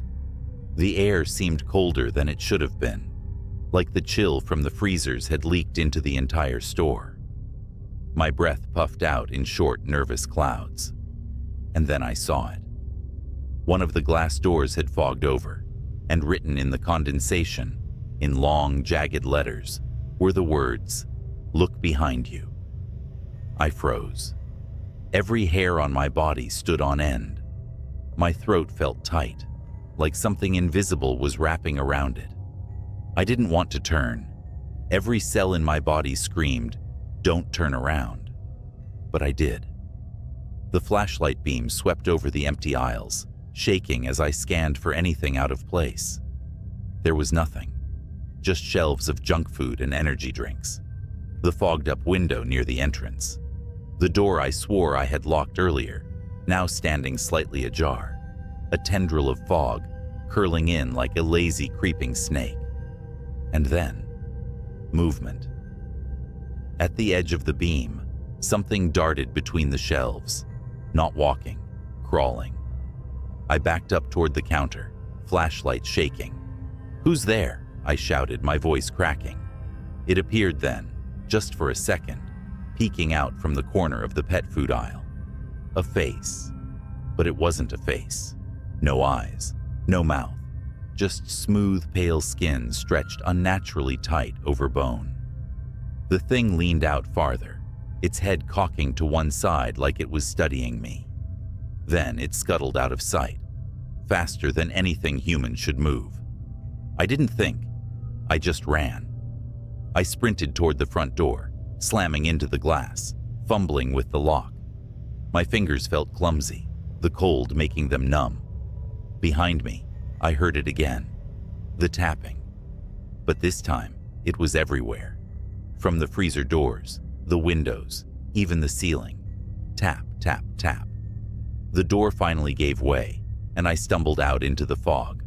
The cold air hit me like a slap, but I didn't stop running. The gas pumps were barely visible through the haze, their lights dim and flickering. That's when I heard the voice. "Where are you going?" It came from all directions, deep and rasping, like someone trying to talk through a throat full of gravel. I turned, flashlight beam slicing through the fog, and saw them. Dozens of them. Figures, crawling on all fours, their faceless heads tilted unnaturally. Their pale bodies seemed to shimmer, half solid, like they were caught between this world and another. They were closing in, surrounding me. I did the only thing I could think of. I ran for my car. The keys were in my pocket, but my hands were shaking so badly, it felt like it took an eternity to pull them out. The flashlight slipped from my grip and rolled away, its beam casting eerie shadows as it spun. I finally got the door open and threw myself inside, slamming it shut. The fog pressed against the windows, thick and oppressive, and the creatures were there, circling the car. Their hands scraped against the glass, leaving smears of condensation behind. I turned the key in the ignition, my heart pounding so hard it felt like it might burst. The engine sputtered once, twice, before roaring to life. The creatures froze, their heads snapping toward me in unison. For a moment, everything was silent. Then they screamed. It was a sound unlike anything I'd ever heard, high-pitched, guttural, like 1,000 voices crying out in agony. They lunged at the car, their hands slamming against the windows, their bodies writhing and twisting in impossible ways. I floored it. The tires squealed as I shot forward, the creatures scattering in the headlights. I didn't stop. I didn't look back. I drove through the fog, the empty highway stretching out before me like a lifeline. Eventually, the fog lifted. The gas station disappeared in my rearview mirror, swallowed by the darkness. I quit the next day. I still don't know what I saw that night. I don't want to know. But sometimes, when I'm alone at night, I swear I hear it. The tapping. And I can't help but wonder if they ever really let me go. The diner where I worked night shifts wasn't anything special. Just a run-of-the-mill greasy spoon sitting off a desolate highway in the middle of nowhere. Most nights were uneventful, serving truckers, wiping counters, and flipping through an ancient magazine to pass the hours. But that night was different. It started when the clock on the wall chimed midnight, a ritual so mundane that I usually didn't notice it. This time, though, the sound stretched on longer than it should have, like the chime was being dragged, distorted, pulled apart. The fluorescent lights above me buzzed and flickered, sending the room into brief bursts of darkness. I glanced toward the door, half hoping to see a customer walk in and break the eerie silence. Instead, the night outside seemed thicker than usual, the parking lot lights barely piercing the foggy darkness. Then the bell above the door jingled. No one had walked in. That's when I noticed the booth at the far end of the diner. It was occupied. I hadn't heard anyone come in. The man sitting there had his back to me. He wore a black jacket, the kind with a hood, though it was down. His dark hair was greasy and matted, and he sat perfectly still, staring out the window into the nothingness beyond. "Can I help you?" I asked, trying to keep my voice steady. He didn't turn around. Great. Another weirdo. I grabbed the coffee pot and walked over, the sound of my sneakers sticking to the linoleum, filling the oppressive silence. "Coffee?" He turned his head slightly, just enough for me to catch a glimpse of his face. His skin was pale, almost sickly, and his eyes were glassy, unblinking. "Do you ever wonder," he said, his voice low and gravelly, "what's watching when you're alone?" I froze, coffee pot trembling in my hand. What?" His lips curled into a grin, not a friendly one. Before I could respond, the lights in the diner flickered again. The man's grin widened, and when the lights steadied, the booth was empty. My stomach dropped. The coffee pot slipped from my fingers, shattering on the floor. And then, I heard it. A faint tapping, rhythmic and deliberate, coming from the kitchen. I stood frozen, staring at the shards of glass and the growing puddle of coffee at my feet. The tapping continued, echoing from the kitchen in the back. Each sound felt deliberate, as if whatever was making it wanted me to know it was there. My mind raced through rational explanations. Maybe it was a raccoon that got in through the back door. Maybe it was just the pipes. Maybe I was imagining things. But none of those thoughts made my legs stop trembling. "Hello?" I called out, my voice barely above a whisper. No response. The diner was dead silent now, save for the faint hum of the refrigerator and that god-awful tapping. I knew I had to check. As much as I wanted to grab my keys and bolt for my car, my feet betrayed me. I stepped cautiously toward the kitchen, every squeak of my sneakers against the linoleum, sounding like a gunshot in the stillness. The door to the kitchen was ajar, swinging slightly as if it had just been pushed open. The fluorescent light above it flickered erratically. "Anyone there?" I asked, louder this time. The tapping stopped. My breath hitched, and I clenched my fists to keep them from shaking. I stepped through the door and scanned the room. Everything was where it should be. The counters, the griddle, the industrial sink, nothing out of place. Until I saw the freezer door. It was cracked open. I knew I'd closed it. I was sure of it. The freezer was old, and it didn't stay cool unless it was properly latched. I edged closer, feeling the cold air snake out and brush against my skin. The tapping resumed, louder now, and it was definitely coming from inside the freezer. I reached out, my hand trembling as I grabbed the handle. Slowly, I pulled it open. The smell hit me first, metallic, rancid, and suffocating. Inside, the shelves were empty, save for a single object on the middle rack. It was a jar. The glass was smeared with something dark and viscous, and inside, a mass of something pulsed faintly, as though alive. My stomach churned, but before I could back away, I heard a voice. "I told you," it whispered, low and guttural.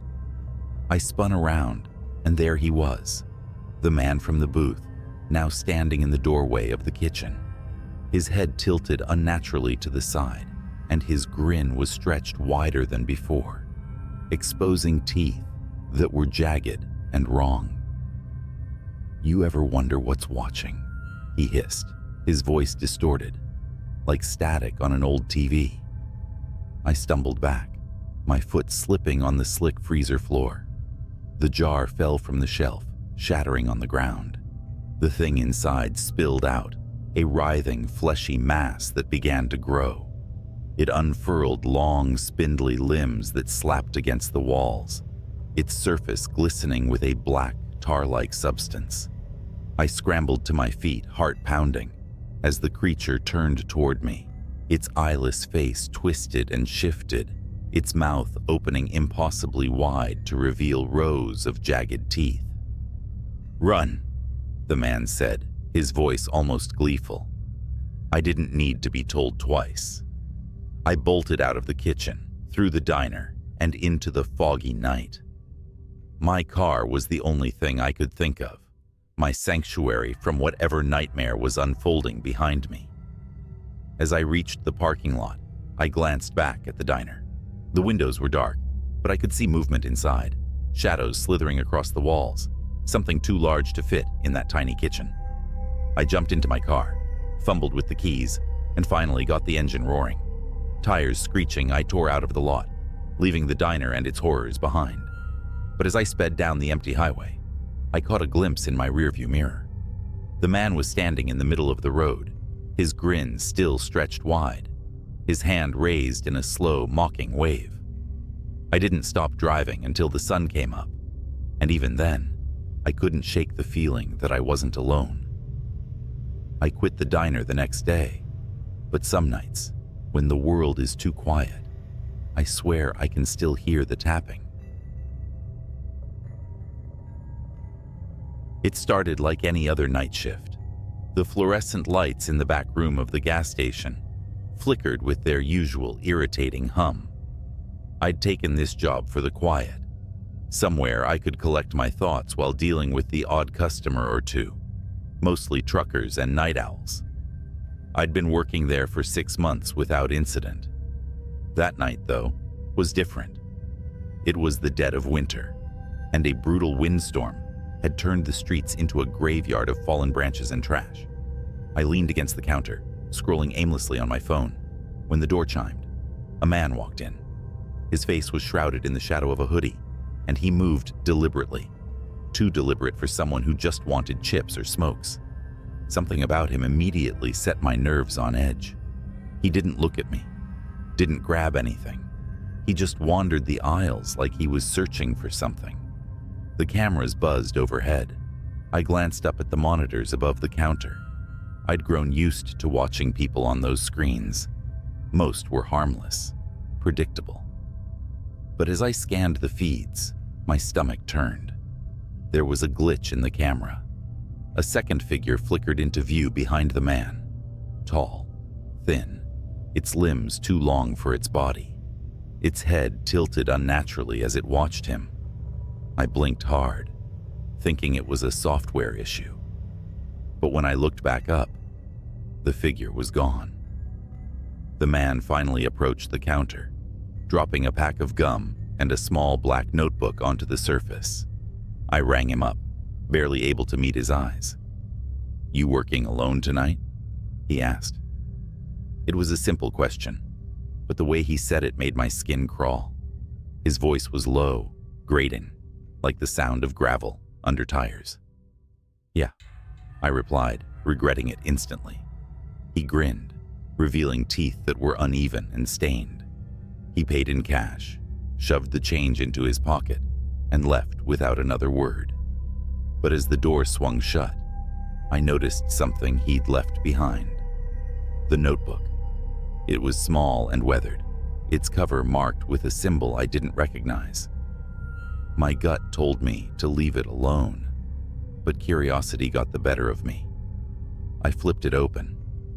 The pages were filled with numbers, rows and rows of handwritten code that made no sense to me. Then at the bottom of one page, I saw something that made my breath hitch. "Do not stay until 3:17 a.m. I glanced at the clock. It was 2:48. For the next 29 minutes, I tried to shake it off as some kind of prank. But as the hour approached, strange things began to happen. The lights flickered, longer than usual. The cameras in the corner started to glitch again, showing static interspersed with brief, distorted images of the store.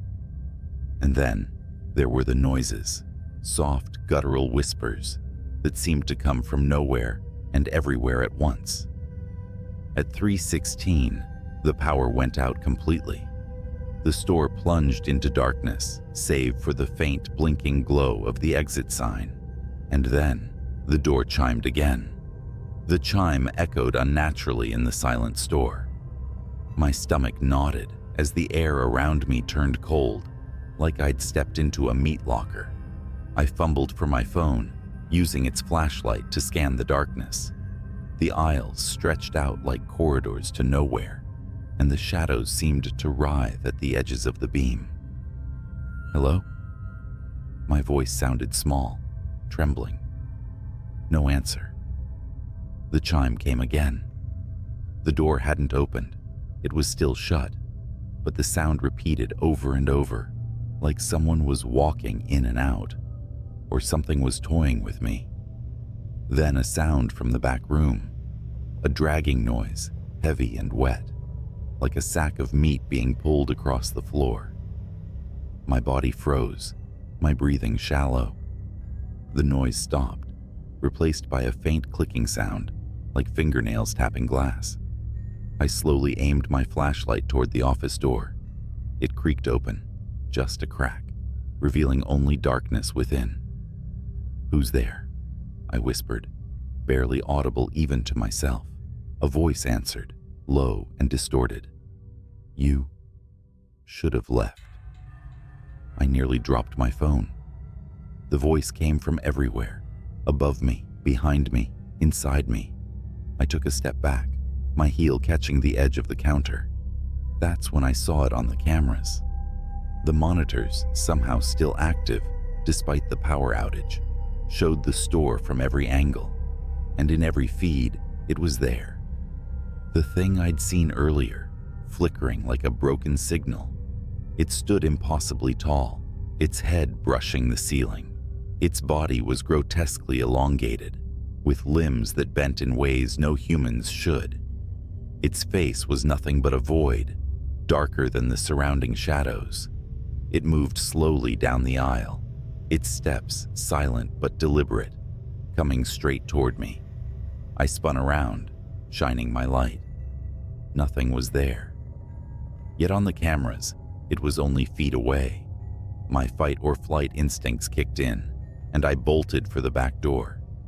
The dragging sound started again, louder now, as if it were right behind me. I reached the door and shoved it open, stumbling into the freezing night air. The parking lot was empty, the wind howling through the trees. I didn't stop running until I reached my car. Fumbling with the keys, I started the engine and peeled out of the lot. The rear-view mirror taunted me. I couldn't bring myself to look at it, terrified of what I might see. When I finally got home, I locked every door and window and sat in my living room, shaking. My phone buzzed, breaking the silence. It was a text from an unknown number. "You forgot the notebook." My blood ran cold. I didn't respond, didn't sleep, didn't even move for the rest of the night. When morning came, I called my manager and quit. I never went back to that gas station. Weeks later, I saw a news report. A night shift worker at the same gas station had gone missing. The police found the store in disarray, the back room smeared with streaks of something unidentifiable. They never found the worker, or any evidence of who or what had been there. I've kept the story to myself all these years, but every now and then, when I'm alone at night, I hear it again. That chime. And I know it hasn't forgotten me. The evening air was thick with the smell of wet hay and the faint metallic tang of old tools. The wind carried a strange, almost melodic whistling sound that seemed to rise and fall, as if it was alive and moving just beyond the edge of the cornfield. That's where I was, alone on my grandfather's farm for the weekend. He'd left a list of chores, but I was mostly there to keep an eye on the livestock. Easy enough. It started with the chickens.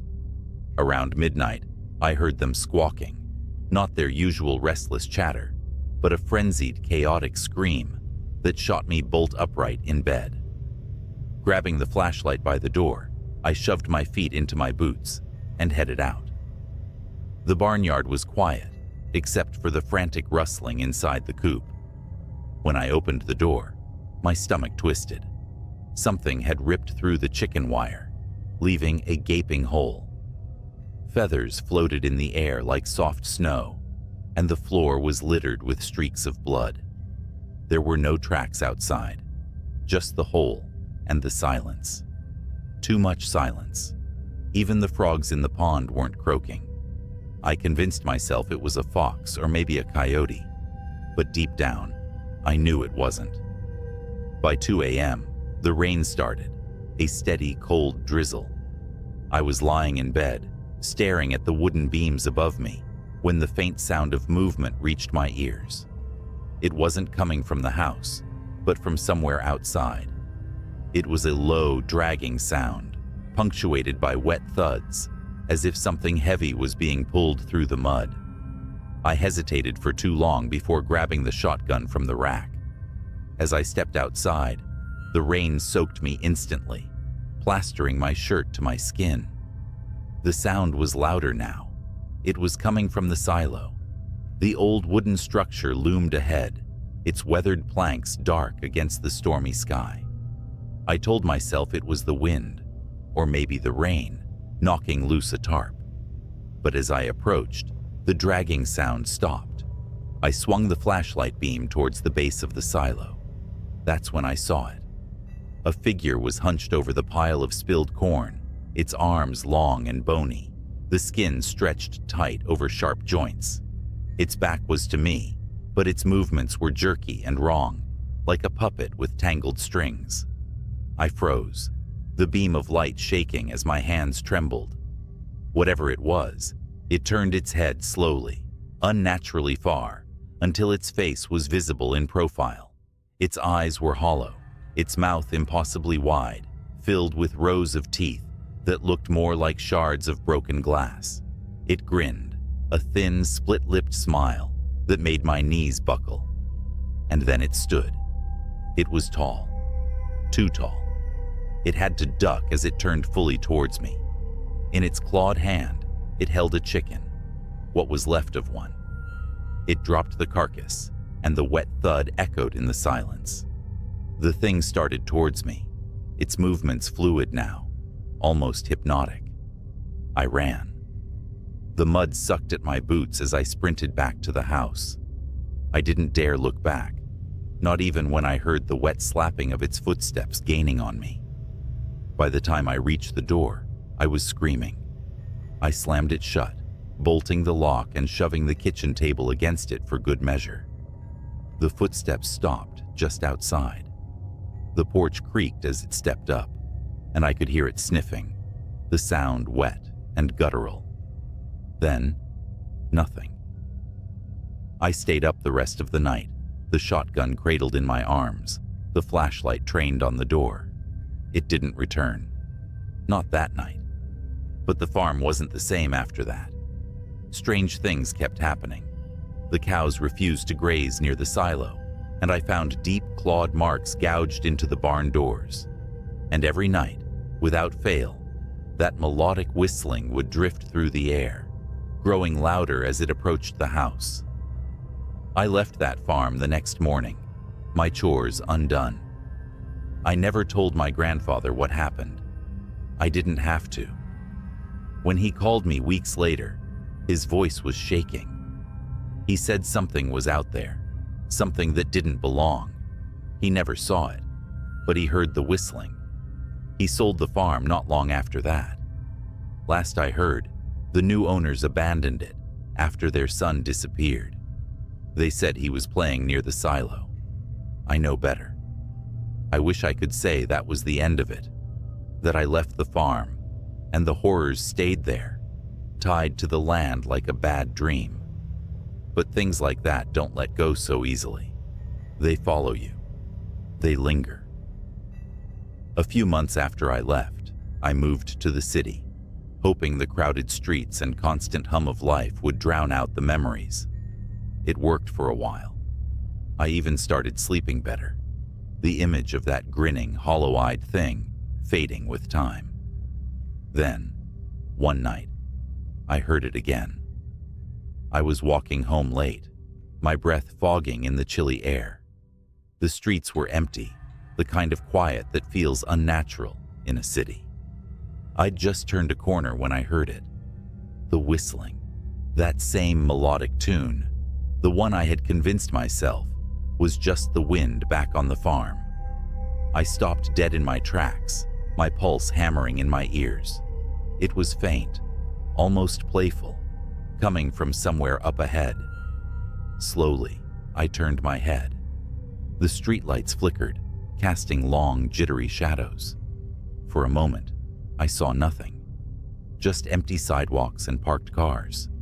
Then, it stepped into the light.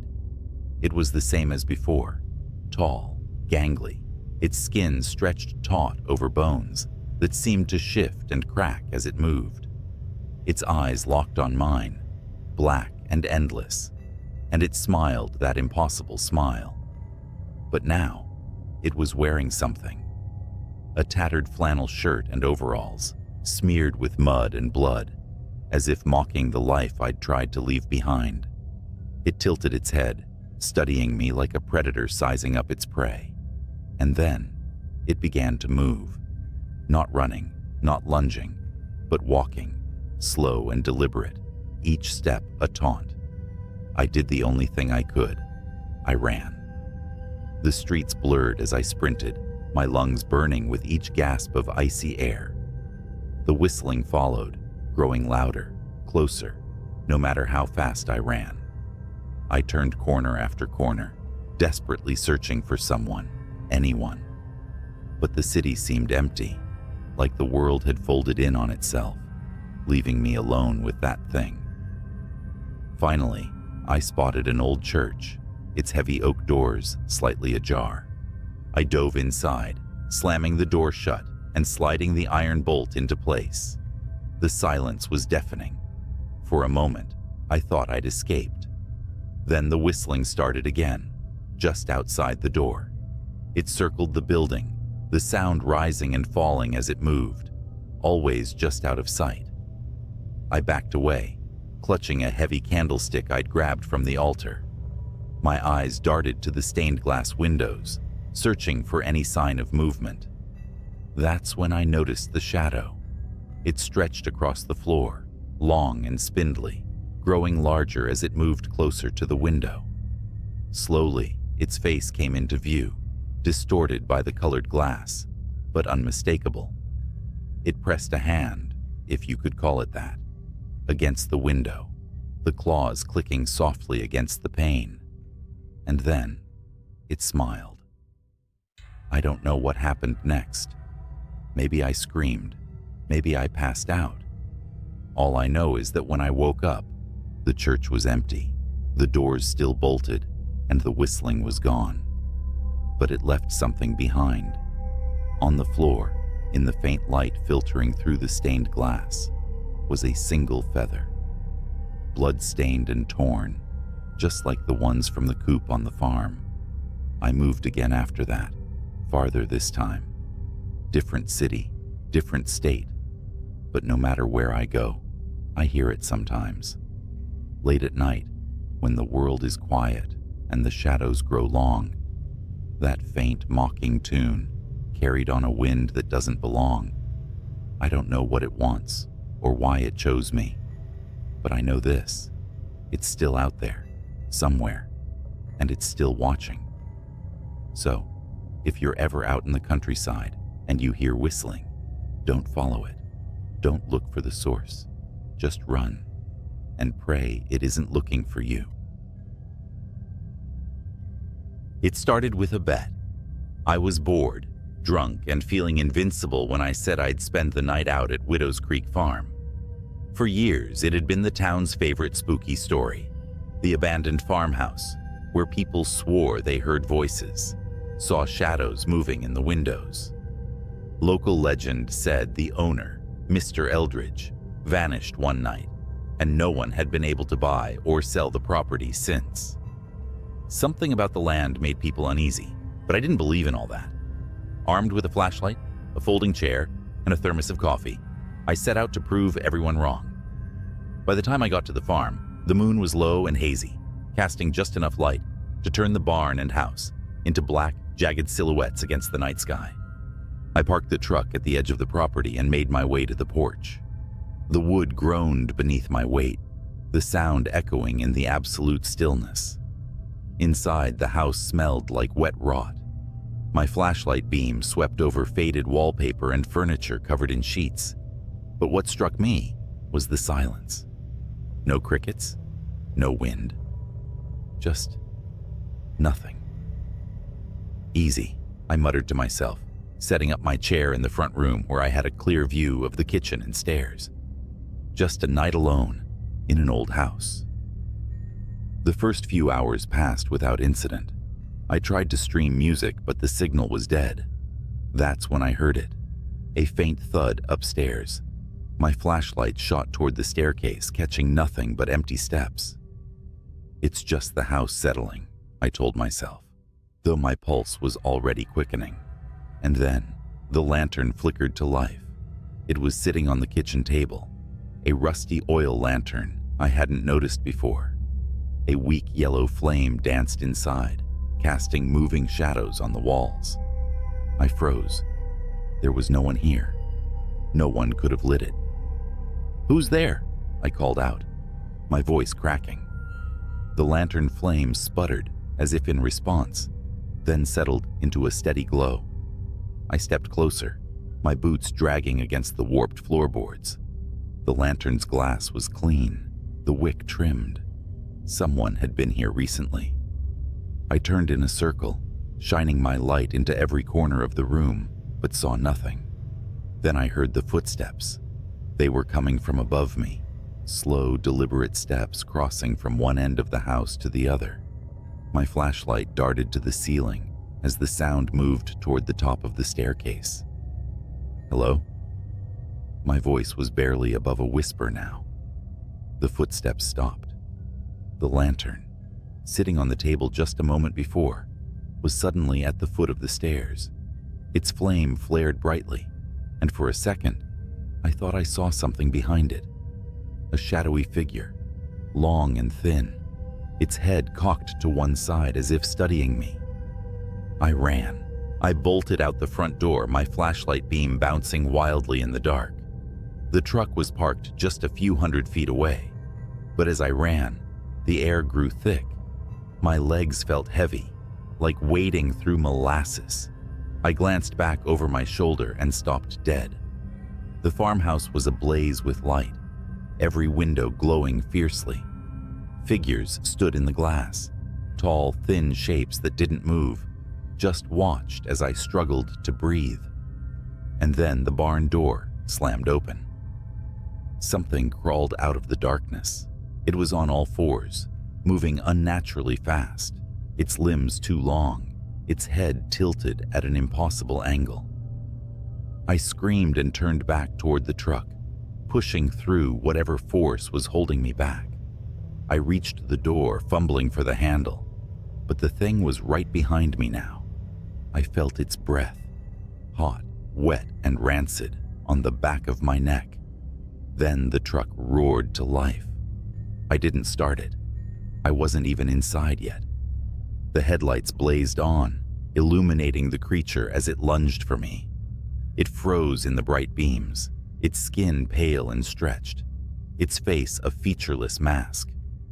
For a moment, neither of us moved, and then it shrieked, a sound so high and sharp, it felt like needles stabbing into my ears, and darted back toward the barn. I didn't wait to see what happened next. I threw myself into the truck, slammed the door, and peeled out of there, gravel spraying in my wake.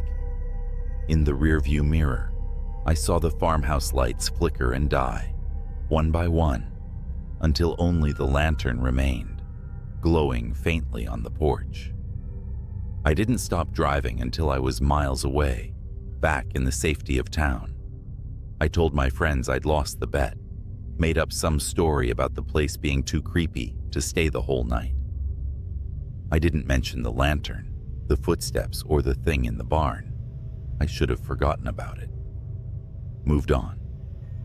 But last night, I woke up to find a faint yellow glow in my bedroom. The lantern was on my dresser. I didn't sleep that night. How could I? The lantern sat on my dresser, its faint yellow flame steady and unmoving. the same lantern I left behind at Widow's Creek. I wanted to believe it was a nightmare, that I was still out there on the farm, and all of this was a fever dream brought on by fear and exhaustion. But when dawn broke, the light of the flame didn't dim. It stayed just as bright, a constant reminder that whatever followed me home wasn't leaving. I couldn't stay in the house. I packed what I could and drove. No destination in mind, just miles of asphalt and endless trees. The morning air was crisp, but I kept glancing in the rearview mirror, expecting to see something there, the pale, stretched face of whatever came out of that barn. But I was alone, for now. I checked into a motel on the edge of a neighboring town, telling myself this was temporary, that I could figure out what to do next once I got some sleep. But when I opened the room door, my stomach dropped. The lantern was waiting for me on the bedside table. Its flame burned just as steady, casting that sickly yellow glow. I stepped back, leaving the door open, hoping some part of me was imagining it. But when I blinked, it was still there. Something inside me snapped. I grabbed the lantern and hurled it across the room, expecting it to shatter, to douse that damn flame for good. But it didn't break. It landed on the carpet with a dull thud, the flame undisturbed. And then I heard it. The footsteps. They came from above me, faint and deliberate, just like they had in the farmhouse. My heart hammered as the sound moved across the ceiling, stopping directly above where I stood. A shadow fell over the bed. It stretched impossibly tall, the head cocked at that same unnatural angle. It wasn't cast by me. It was waiting. I fled the motel. There was no plan now, just an overwhelming need to keep moving.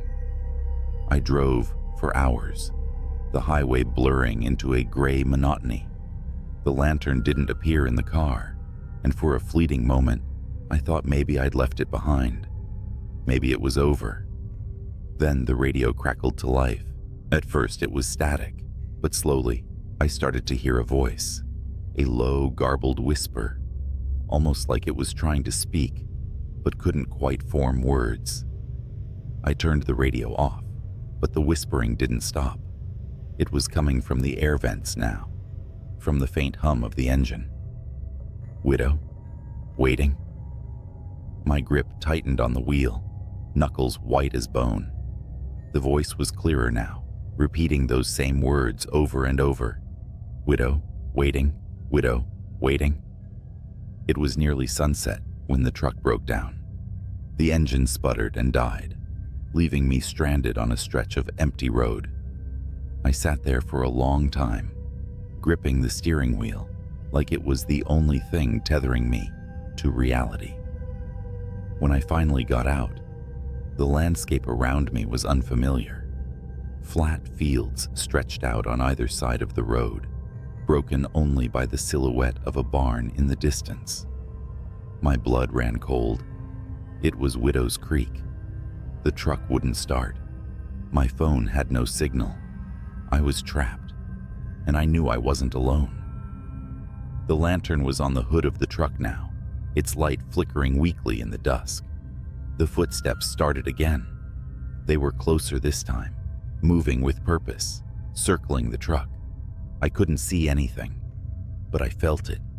A presence, heavy and oppressive, like the air itself was pressing down on me. My flashlight barely cut through the growing darkness, but I swept it in frantic arcs, trying to find the source of the sound. That's when I saw them. Figures emerging from the fields, their movements slow and jerky.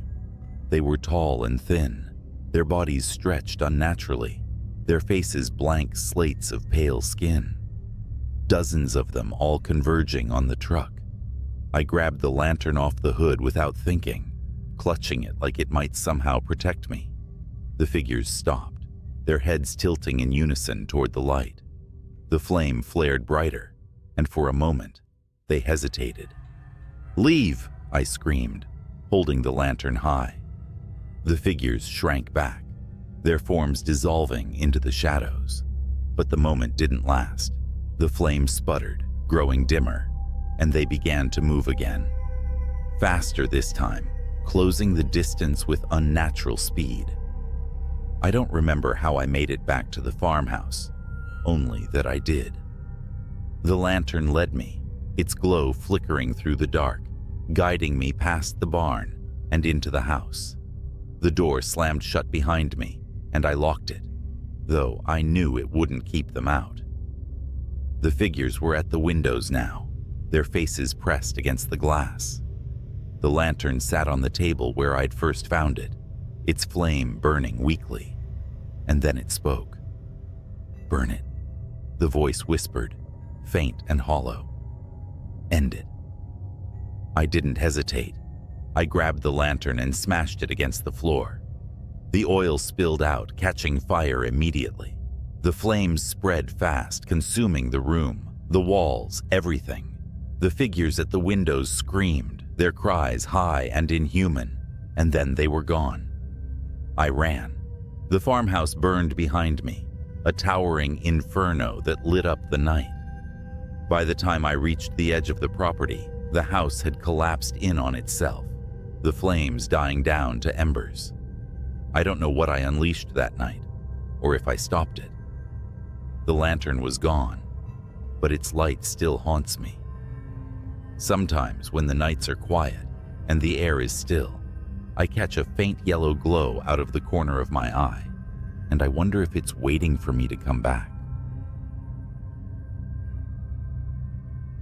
The night started like any other, quiet, uneventful, with a slight chill in the air as the moon hung high over the sprawling farmland. I'd agreed to watch over my friend's farm while he and his wife took a rare weekend off. The place was massive, bordered by dense woods on one side and endless cornfields on the other. I was promised nothing more than a cozy guest room and some peace. Instead, I got something I'll never forget. By midnight, the house was silent. The livestock, a handful of cows and a stubborn old mule, were already settled in the barn. I'd finished my last round through the property, locked the doors, and double-checked the generator, since the area was notorious for power outages. All seemed fine. I was halfway into a second beer, flipping channels on an old TV in the living room, when I heard it. A sharp metallic asterisk, clank asterisk, like something striking the barn door. My first thought was, raccoons. They're bold out here. I grabbed a flashlight and headed outside. The yard stretched out into shadows, the barn standing 100 yards from the house, just beyond the motion-activated light's reach. As I stepped closer, the light snapped on. My stomach dropped. The barn door was wide open, swaying slightly in the breeze. Raccoons don't do that, I muttered to myself. The beam from my flashlight cut through the dark as I stepped inside. The barn smelled of hay and earth, familiar but strangely oppressive that night. The cows were agitated, shifting nervously in their pens, their eyes reflecting the light with unnatural brightness. The mule, usually indifferent to everything, let out a low, uneasy bray from the back corner. "Hello?" I called out, though I wasn't sure why. Maybe I hoped whoever, or whatever, was there would just leave if they heard me. No response. Just the sound of animals shifting and the faint creak of the barn's wooden beams. Then I saw them. Footprints in the dirt floor. Bare, human-like prints. But they were wrong. The toes were too long, almost clawed, and the stride was unnatural, too far apart, like whoever made them was crawling or bounding rather than walking. I followed the tracks to the far corner of the barn, where the mule stood trembling, its ears pinned back. Beyond it was the old ladder that led up to the hayloft. The prints stopped there, but the mule's reaction told me whatever it was hadn't just disappeared. I didn't want to go up there. Every instinct screamed to leave, to lock the barn, and pretend I hadn't seen anything. but I couldn't shake the feeling that if I ignored it, whatever was lurking up there wouldn't stay contained. I climbed the ladder slowly, the wooden rungs creaking under my weight. My flashlight swept across the hayloft. It was empty at first glance, just piles of straw and old tools gathering dust. Then I noticed something odd. In the far corner, where the moonlight filtered through the slats, the hay was matted down, like something had been lying there, and next to it, scratch marks, long, deep grooves in the wood, as if made by claws. That's when I heard it, a faint clicking sound coming from above me.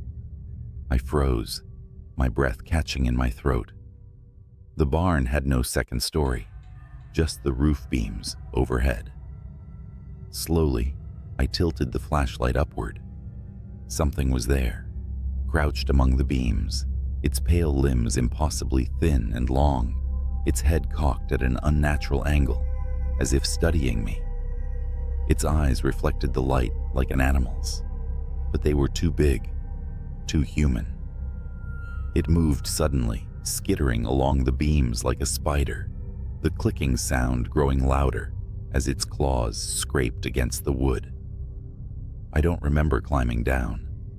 1 second, I was staring at it, and the next, I was sprinting toward the house, my flashlight bouncing wildly in my hand. I slammed the door behind me and locked it, my heart pounding so hard, it hurt. The house felt wrong now, like it wasn't safe anymore. I grabbed my phone to call for help, but there was no signal. Not unusual for the area, but it felt deliberate. Then, the lights flickered and went out, plunging the house into darkness. I could hear it now. The faint asterisk, click, click, click asterisk of claws on the porch outside. It wasn't trying to hide anymore. It wanted me to know it was there. I moved as quietly as I could, grabbing the only weapon I could find, a rusty hatchet from the fireplace tools. The sound moved to the side of the house, then the back, as if it was circling, testing the walls. Then came the worst sound yet, the creak of a window sliding open upstairs. It was in the house. My mind raced. There was nowhere to run, nowhere to hide that it wouldn't find me. The only option was to face it. Hatchet in hand, I crept up the stairs, every step feeling like it could be my last.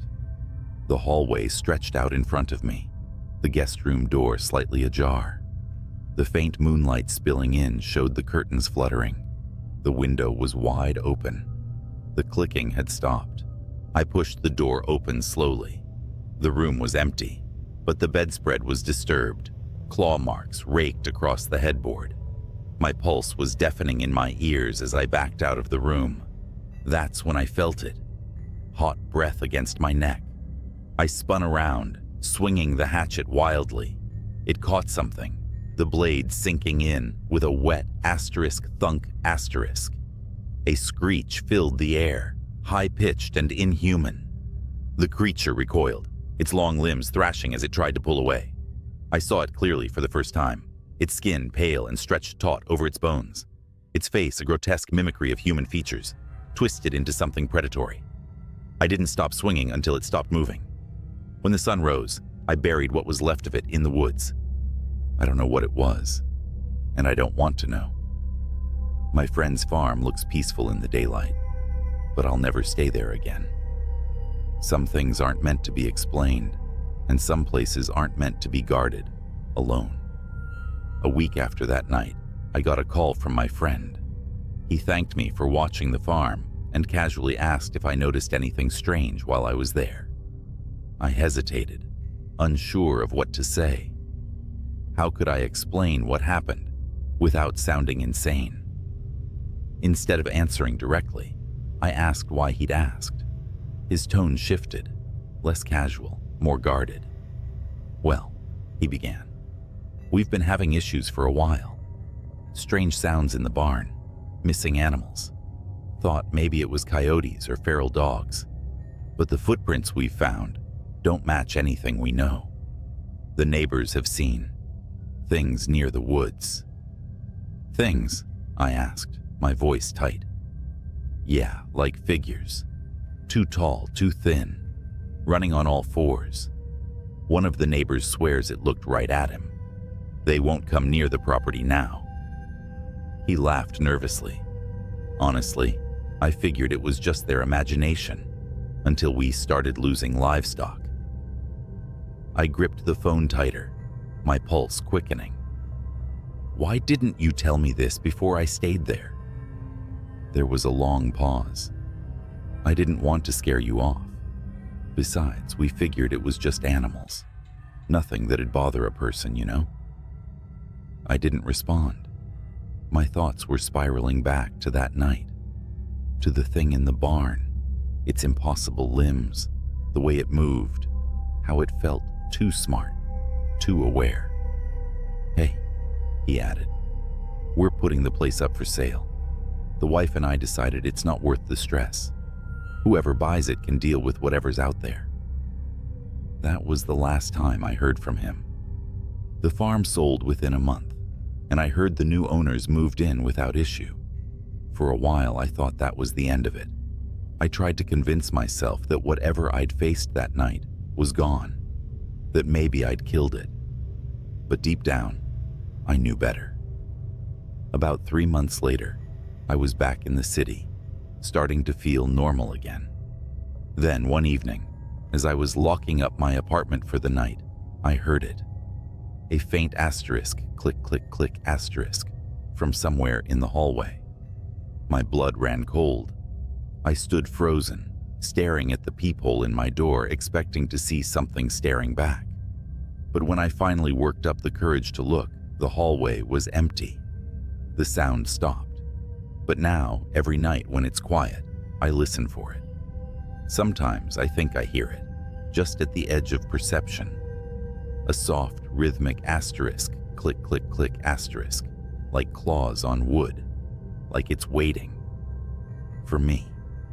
And I know one thing for sure, whatever it is, it doesn't stay on the farm. You'd think that driving an 18-wheeler through endless highways at night would make you immune to fear. I mean, I've seen it all. Road rage, accidents, even a guy walking naked on Route 66 like he was auditioning for a horror flick. But what happened last month? That wasn't the usual trucker nightmare. That was something else. Something wrong. I'm hauling cargo across Nebraska, about 2 a.m. The road is a strip of black slicing through miles of flat nothingness. It's quiet except for the steady hum of the rig's engine, the kind of quiet that lets your thoughts wander to dark places. Then, my CB radio crackled to life. "Breaker 19, you out there?" The voice was low, shaky. I hesitated. Usually it's other truckers chatting about routes, weather, or just swapping jokes to kill the boredom.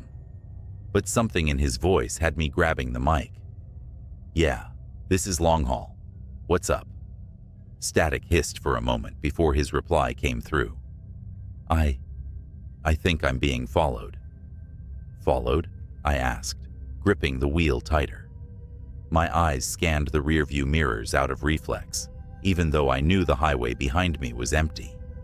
"You sure about that? Ain't nobody out here but us." The radio crackled again, and his voice came through more frantic this time. "It's not a car.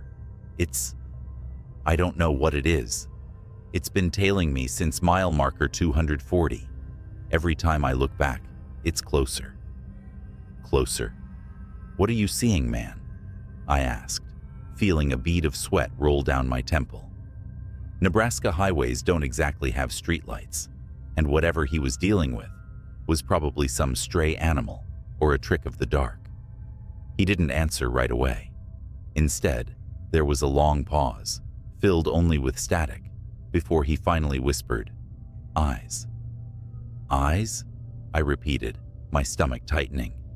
"Yeah," he said, his voice trembling. "Like headlights, but wrong. Too low to the ground, and they flicker, like they're blinking. I swear to God, man, it's watching me. I glanced at my GPS. Mile marker 240 was about 10 miles behind me. Whatever was happening to this guy, it wasn't far off. All right, buddy, stay calm. Where are you now? Just past mile marker 250. It's still back there, but it's closer. I can feel it. His voice cracked, and for the first time, I heard real terror in his words. This wasn't just highway paranoia. He truly believed something was after him. Listen, I said, trying to keep my voice steady. There's a rest stop at 255. Bright lights, other truckers. Head there, and I'll meet you. No, he snapped, almost yelling. It won't let me stop. Every time I slow down, it gets closer. I can hear it, like claws scraping the pavement. My blood ran cold. I turned on my high beams, as if that would somehow protect me. What's your rig? I asked. I'll look for you on the road. Freightliner Cascadia, white cab, red trailer, he muttered. But I don't think you'll make it in time. Then the radio went dead. I grabbed the mic again. Breaker 19, you there? Talk to me. Static hissed in response. My heart pounded as I pushed the accelerator, the engine growling as the truck surged forward. I was determined to catch up to him, or at least see what the hell was going on. At mile marker 252, I spotted him. A white Freightliner with a red trailer barreled down the highway ahead of me, swerving erratically. His brake lights flickered as though he was trying to stop but couldn't. Then I saw them. Eyes. Two faint yellowish glows, low to the ground, darting in and out of the darkness behind his trailer. They weren't headlights. They were alive. Jesus Christ, I whispered, my palms slick against the steering wheel.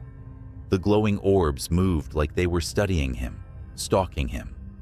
Then, they shifted focus. To me. I felt my chest tighten as the eyes blinked, slowly, deliberately, and locked onto my truck.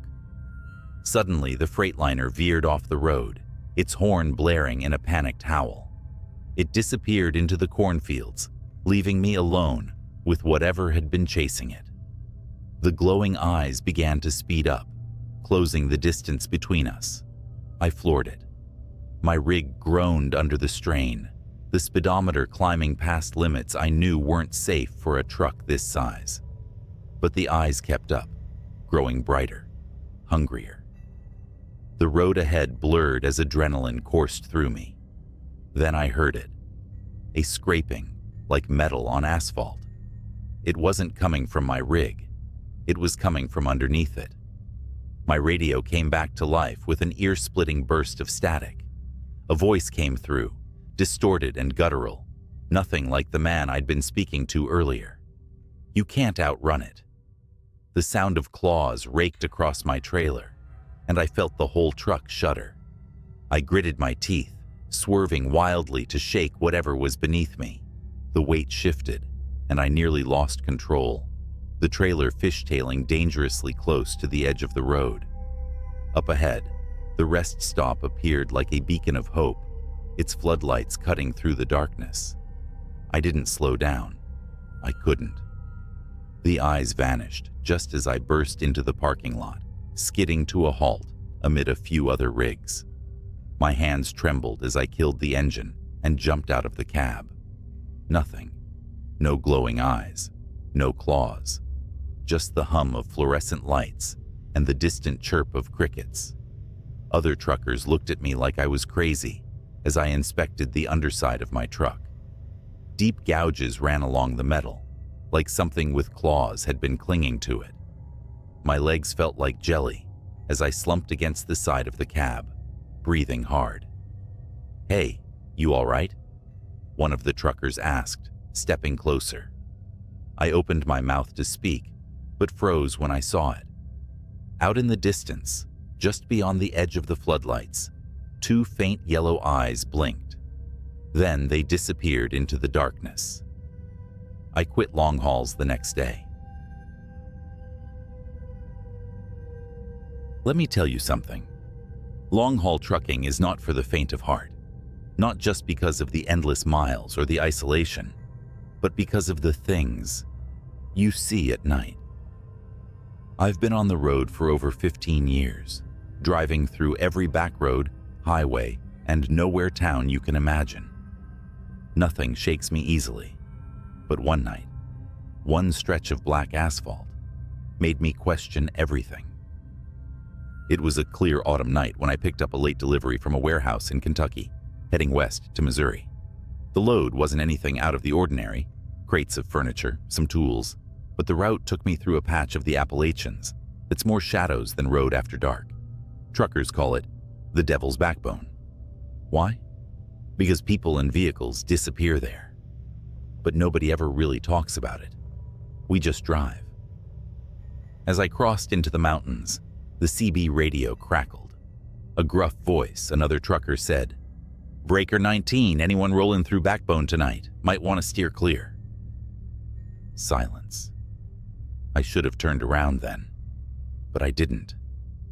Superstitions, I muttered to myself. Besides, I had a deadline to meet. An hour later, the road narrowed. The moonlight barely penetrated the thick trees overhead. My headlights fought against the ink-like darkness. The forest leaned too close, like it was watching. Then it happened.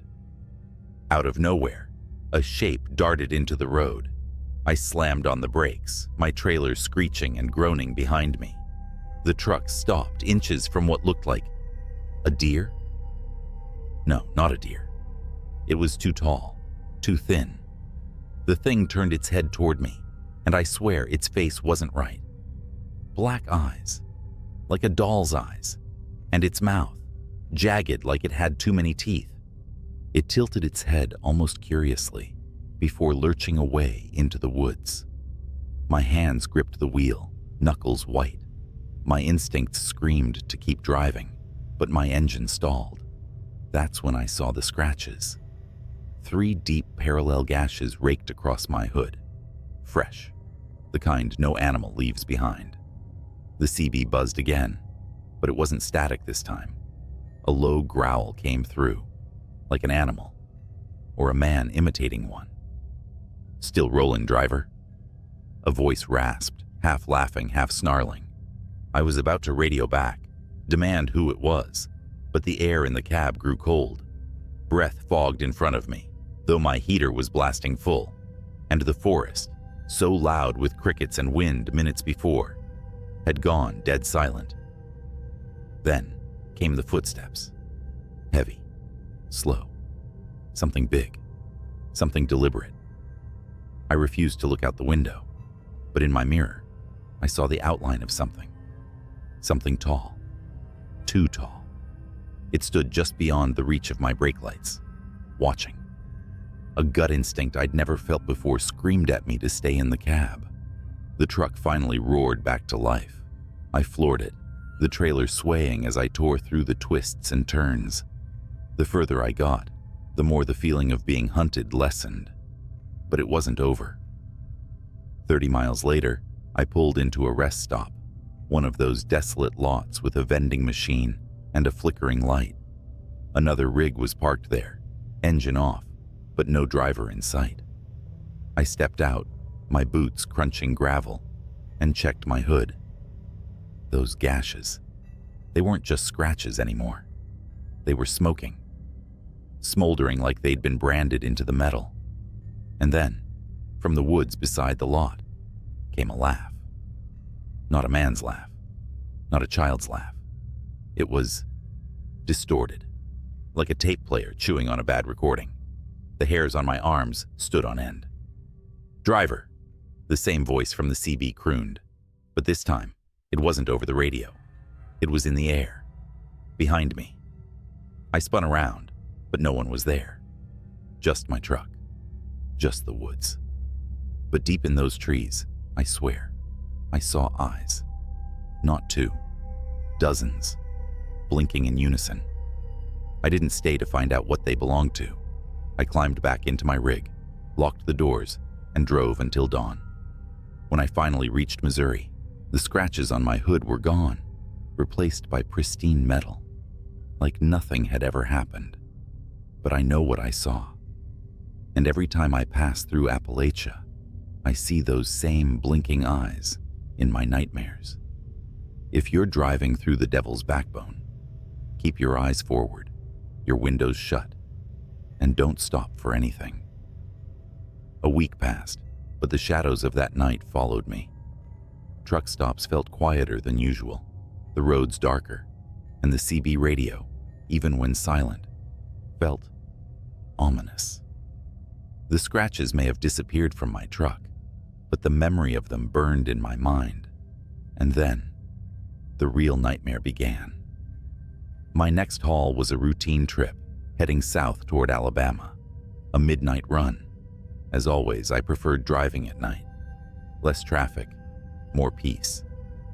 But peace was the last thing I found. It started with my GPS going haywire. One moment it showed a straight route. The next, my truck icon spun wildly, as if I'd veered off-road. I checked my map, recalibrated, and pushed on. That's when I noticed something. The mile markers weren't right. Each marker was different.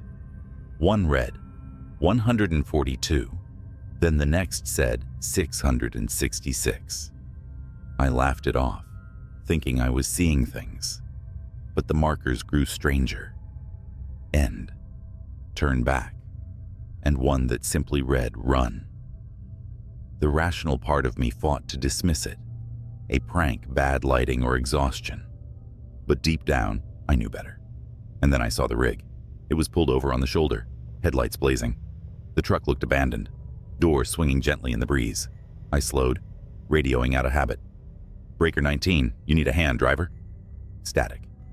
The closer I got, the more I noticed something wasn't right. The rig's cab was empty, but the trailer doors hung open, swaying like something or someone had forced them apart. What stopped me cold was the graffiti scrawled across the trailer in thick black letters. Nothing leaves. I slammed the accelerator. My rig roared forward, the abandoned truck disappearing in my mirror. About 10 minutes later, my CB crackled. You left something behind, driver. A voice whispered, raspy and wet, like someone speaking underwater. Who is this? I snapped, my voice shaking. Silence. Then another sound, a scraping, like nails on metal.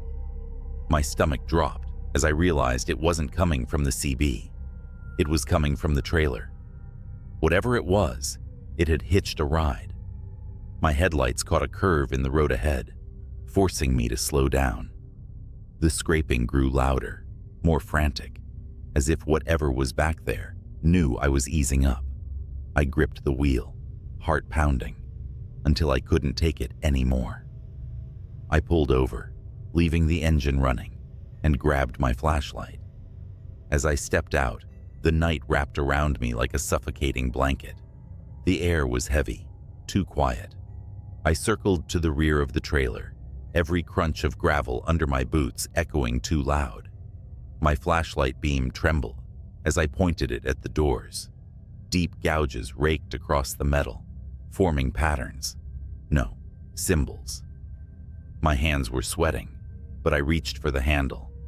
The moment I unlatched it, the doors flew open, and someone lunged at me.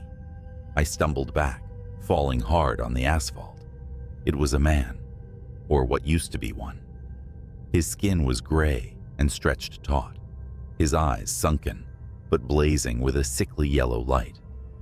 His mouth twisted into an inhuman grin as he crawled toward me on all fours, faster than any human should. I scrambled back, yelling, "Stay the hell away!" But he didn't stop.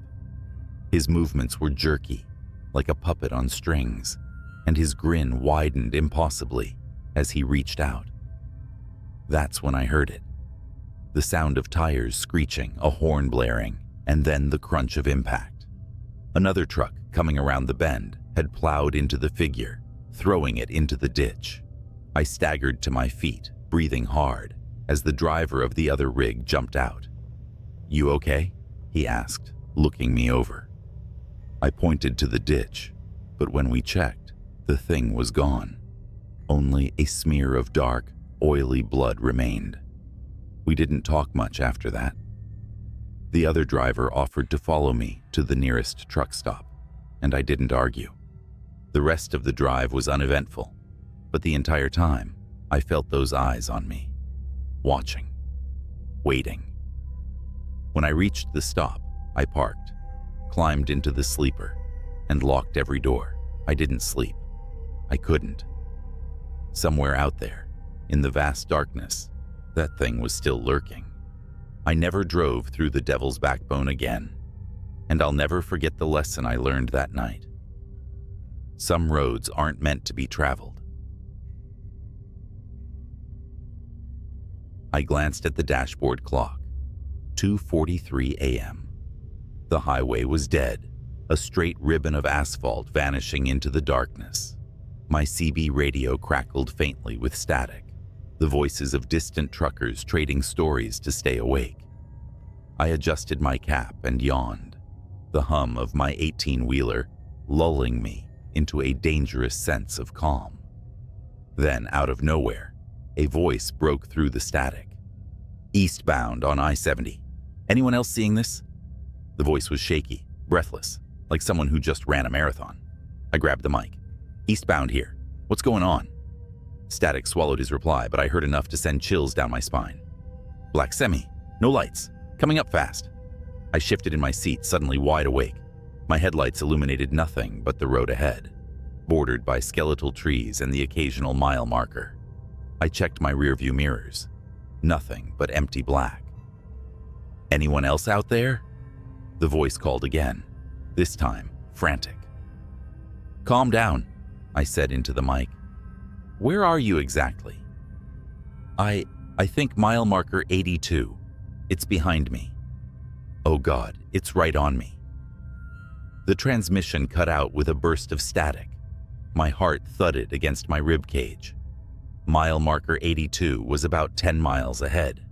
I pressed harder on the gas, my truck rumbling as it picked up speed. I don't know why I felt compelled to go faster. Curiosity? Duty? Or maybe some primal part of me was already screaming, "You should turn back." 10 minutes later, I reached marker 82. The asphalt gleamed under my headlights, but the road ahead was empty. I slowed down, gripping the wheel tighter. My CB buzzed again, but it was faint this time, almost garbled. "Don't stop." The message made my skin crawl. I rolled my window down slightly, letting in the cold air. That's when I noticed something. The faint sound of a horn, long and mournful, echoing in the distance. It wasn't coming from the highway ahead. It was coming from behind me. I checked my mirrors again. This time, there it was. Far in the distance, but unmistakable. A massive black semi, its outline barely visible against the night. No headlights, no running lights, just a hulking shadow on wheels. My pulse spiked as I grabbed the CB mic. "Whoever's out there, is this some kind of joke?" I asked. But my voice betrayed the fear clawing at my throat. The response came in a whisper so faint I had to strain to hear it. "It's not a truck. Don't stop. Don't let it catch you." The shadow in my mirrors grew larger. It was closing in, fast. I pushed the gas pedal to the floor, the roar of my engine filling the cab. My trailer swayed as my speed climbed past 80, then 85. But no matter how fast I went, the black semi kept gaining. Its horn blasted low and guttural, vibrating through my chest. It wasn't the horn of any truck I'd ever heard. It sounded almost alive. The CB crackled again, and the faint whisper returned. "Don't look at it. Whatever you do, don't look at it." I didn't want to, but when the thing roared up beside me, I couldn't stop myself. I turned my head. The cab of the black semi was empty. No driver, just a void where a driver should have been. The windows weren't tinted. They were black holes, devouring the light of my headlights. The truck's grill was bent into a wicked snarl, like some kind of metal maw. I yanked my eyes back to the road and slammed the accelerator harder. My truck groaned under the strain. The black semi swerved, its shadowy mass brushing against my trailer. Sparks flew, lighting the darkness like fireworks.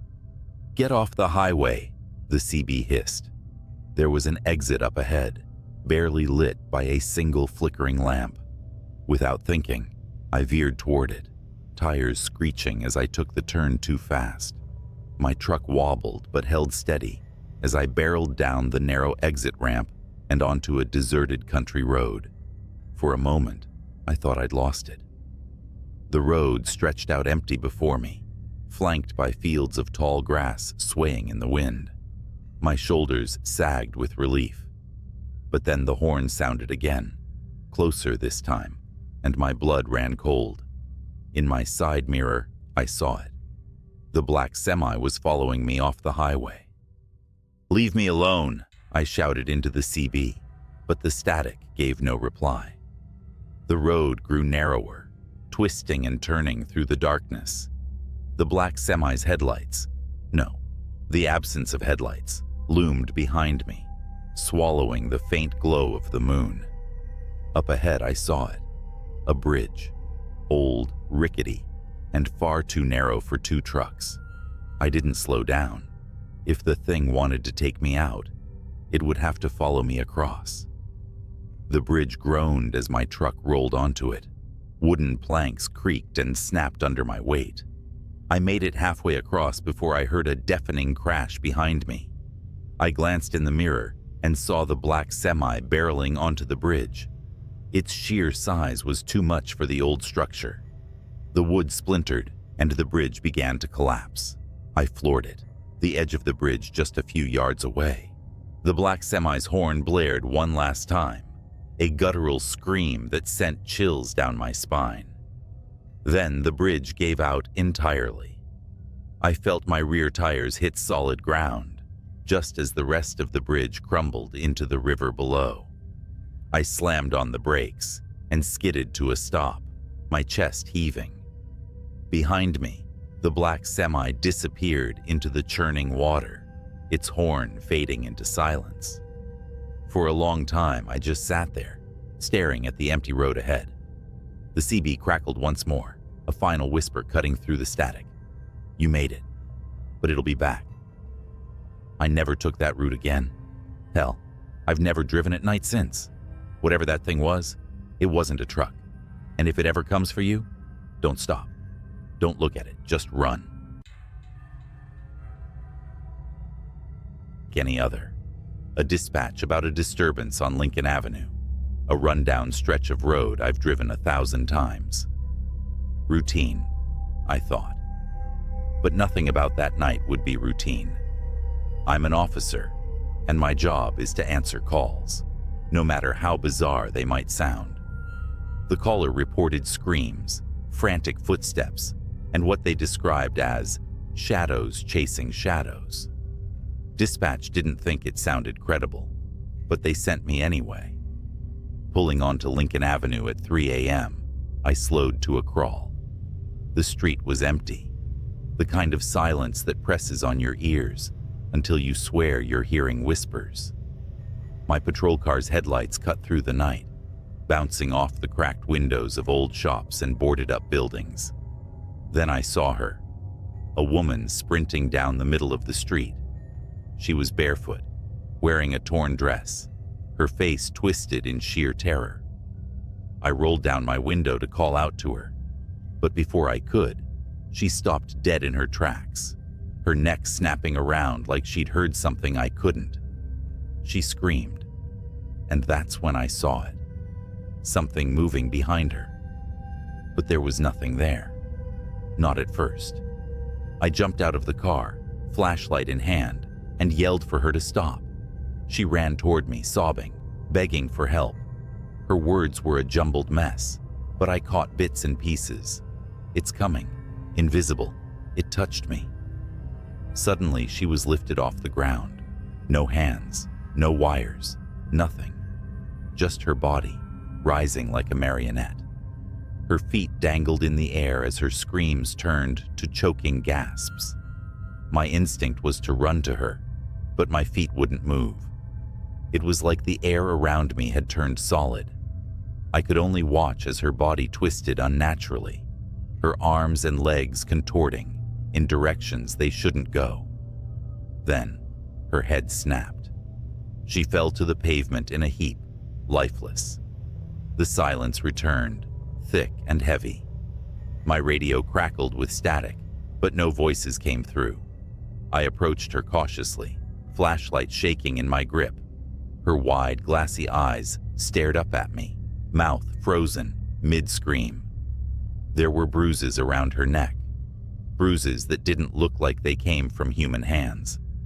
I called for backup, but deep down, I knew no one would believe what I just saw. As I waited, something caught my eye, a shimmer in the air, like heat waves rising off asphalt. It hovered where the woman had been lifted.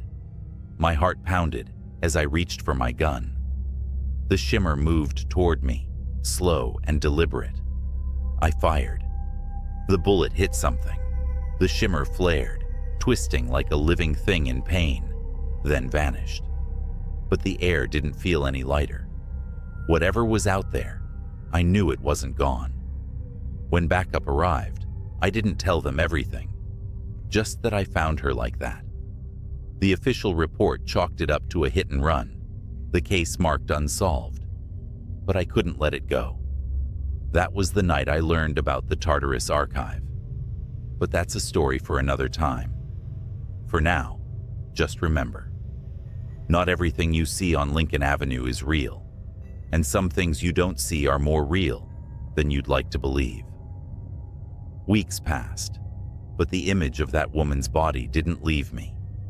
Every night, I drove down Lincoln Avenue on my patrol, scanning for something, anything, to make sense of what happened. But the street stayed empty, a scar on the city's map. I became obsessed. I started digging through old police files, hoping for patterns. Reports of disappearances on Lincoln Avenue dated back decades. Most were written off as runaways, accidents, or unexplainable events buried under paperwork. But some officers, those who worked late shifts on the avenue, had left chilling notes in the margins of reports. Felt watched, couldn't see anything, but it was there. I tried to share my concerns with my partner, but he brushed it off. "Don't go looking for ghosts," he said. But I couldn't stop. One night, my obsession nearly killed me. I was parked on the avenue, engine off, windows cracked. It was quiet, too quiet. Then, a sound, a faint hum, like static, but coming from nowhere. My skin prickled. I stepped out of the car, flashlight in hand, and looked around. That's when I saw the shimmer again. It was closer this time, less subtle. The air seemed to bend around it, distorting the empty street like a funhouse mirror.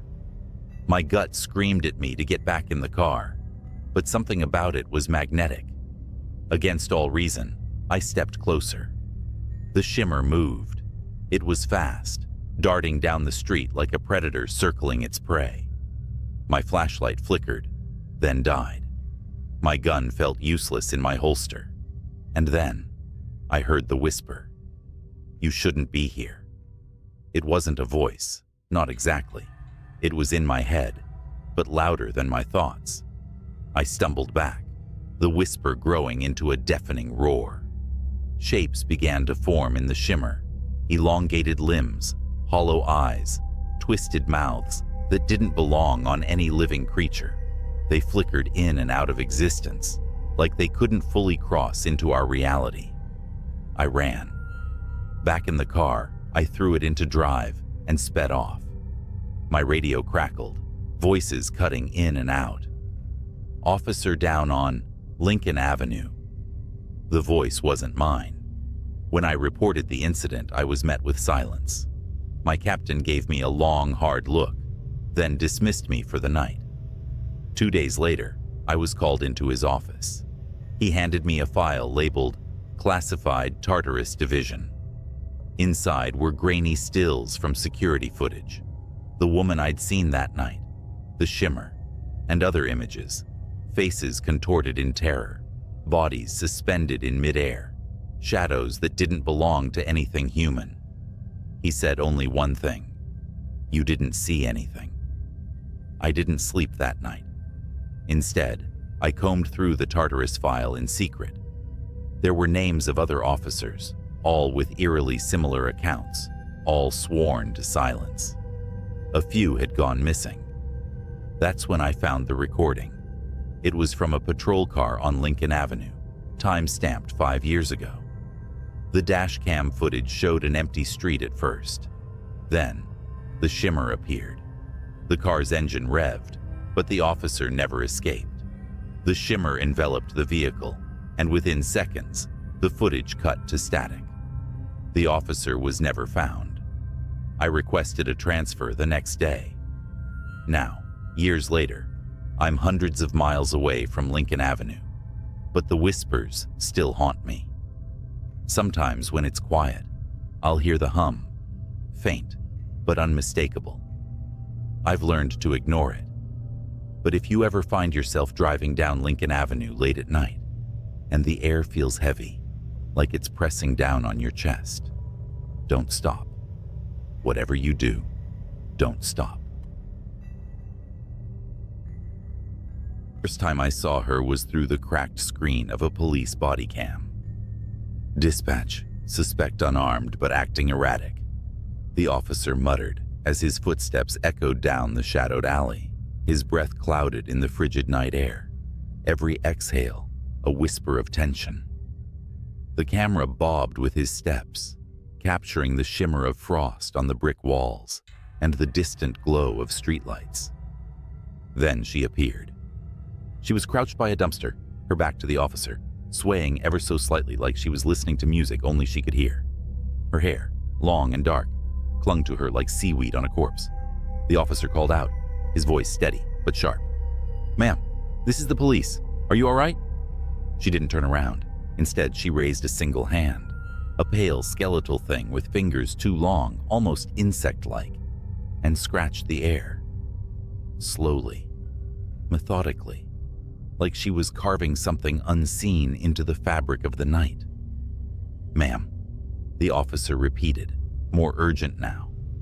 He stepped closer, boots crunching on broken glass. That's when she moved. She didn't stand or turn around. She simply twisted. Her neck rotated far beyond what should have been possible, vertebrae cracking like dry twigs, until her face was staring back at the camera. Her eyes were enormous, hollow pits, swallowing the weak beam of the officer's flashlight. And her mouth, God, her mouth, stretched into a grin that could split a human skull. The body cam glitched. For a moment, the screen was static, the audio a shrill, grating scream. When the feed returned, the alley was empty. The woman was gone. "Officer Monroe, what's your status?" Dispatch buzzed, but Monroe wasn't responding. His body cam showed nothing but the open alley now, the flashlight beam trembling as it panned across damp brick walls. Then, with a wet, guttural crunch, the camera fell sideways. The last thing it captured before going dark was a streak of blood pooling into the frost. I shouldn't have seen that footage, but I did. And now she's found me. For 3 days after seeing that footage, I couldn't sleep. Every creak of my apartment, every shadow caught in the corner of my eye felt alive, as if it carried the echo of her grin. Monroe's body was never found. The official report chalked it up to gang violence in the area, but I knew better. That thing, whatever it was, had taken him. I work in law enforcement too, just not on the front lines. My job was to review body cam footage for ongoing investigations, compiling evidence for court cases. After Monroe's footage, I told myself I'd misinterpreted what I saw. Maybe it was a trick of the light, a camera malfunction, or exhaustion playing tricks on my mind. But the night after I filed the footage, I got a message in my inbox. Unreviewed Incident 1127 code redacted. It was flagged for immediate review, a case assigned to me and only me.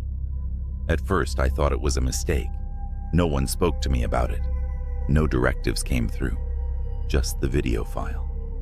I shouldn't have clicked on it, but I did. This wasn't from Monroe's district. The footage came from across the city, 3 nights after his disappearance. It showed 2 officers responding to a break-in at a derelict industrial warehouse. Their body cams revealed the scene: rusted machines coated in dust, walls lined with graffiti, and corridors that seemed to stretch forever into the dark. "Anyone here? Show yourself," one officer barked, his flashlight slicing through the shadows. His partner covered his 6, their footsteps echoing through the cavernous space. And then they heard it. Laughter. It was faint at first, barely audible. A child's giggle. But as they moved deeper, it grew louder, distorted, the pitch warping until it sounded less like laughter and more like the twisted cries of something mocking human joy. "Cut the crap," the second officer shouted. "This is your last warning." The laughter stopped. The silence that followed was heavier than the darkness around them. That's when the flashlight beams caught movement. Something darted between the rusted machines, too fast to track.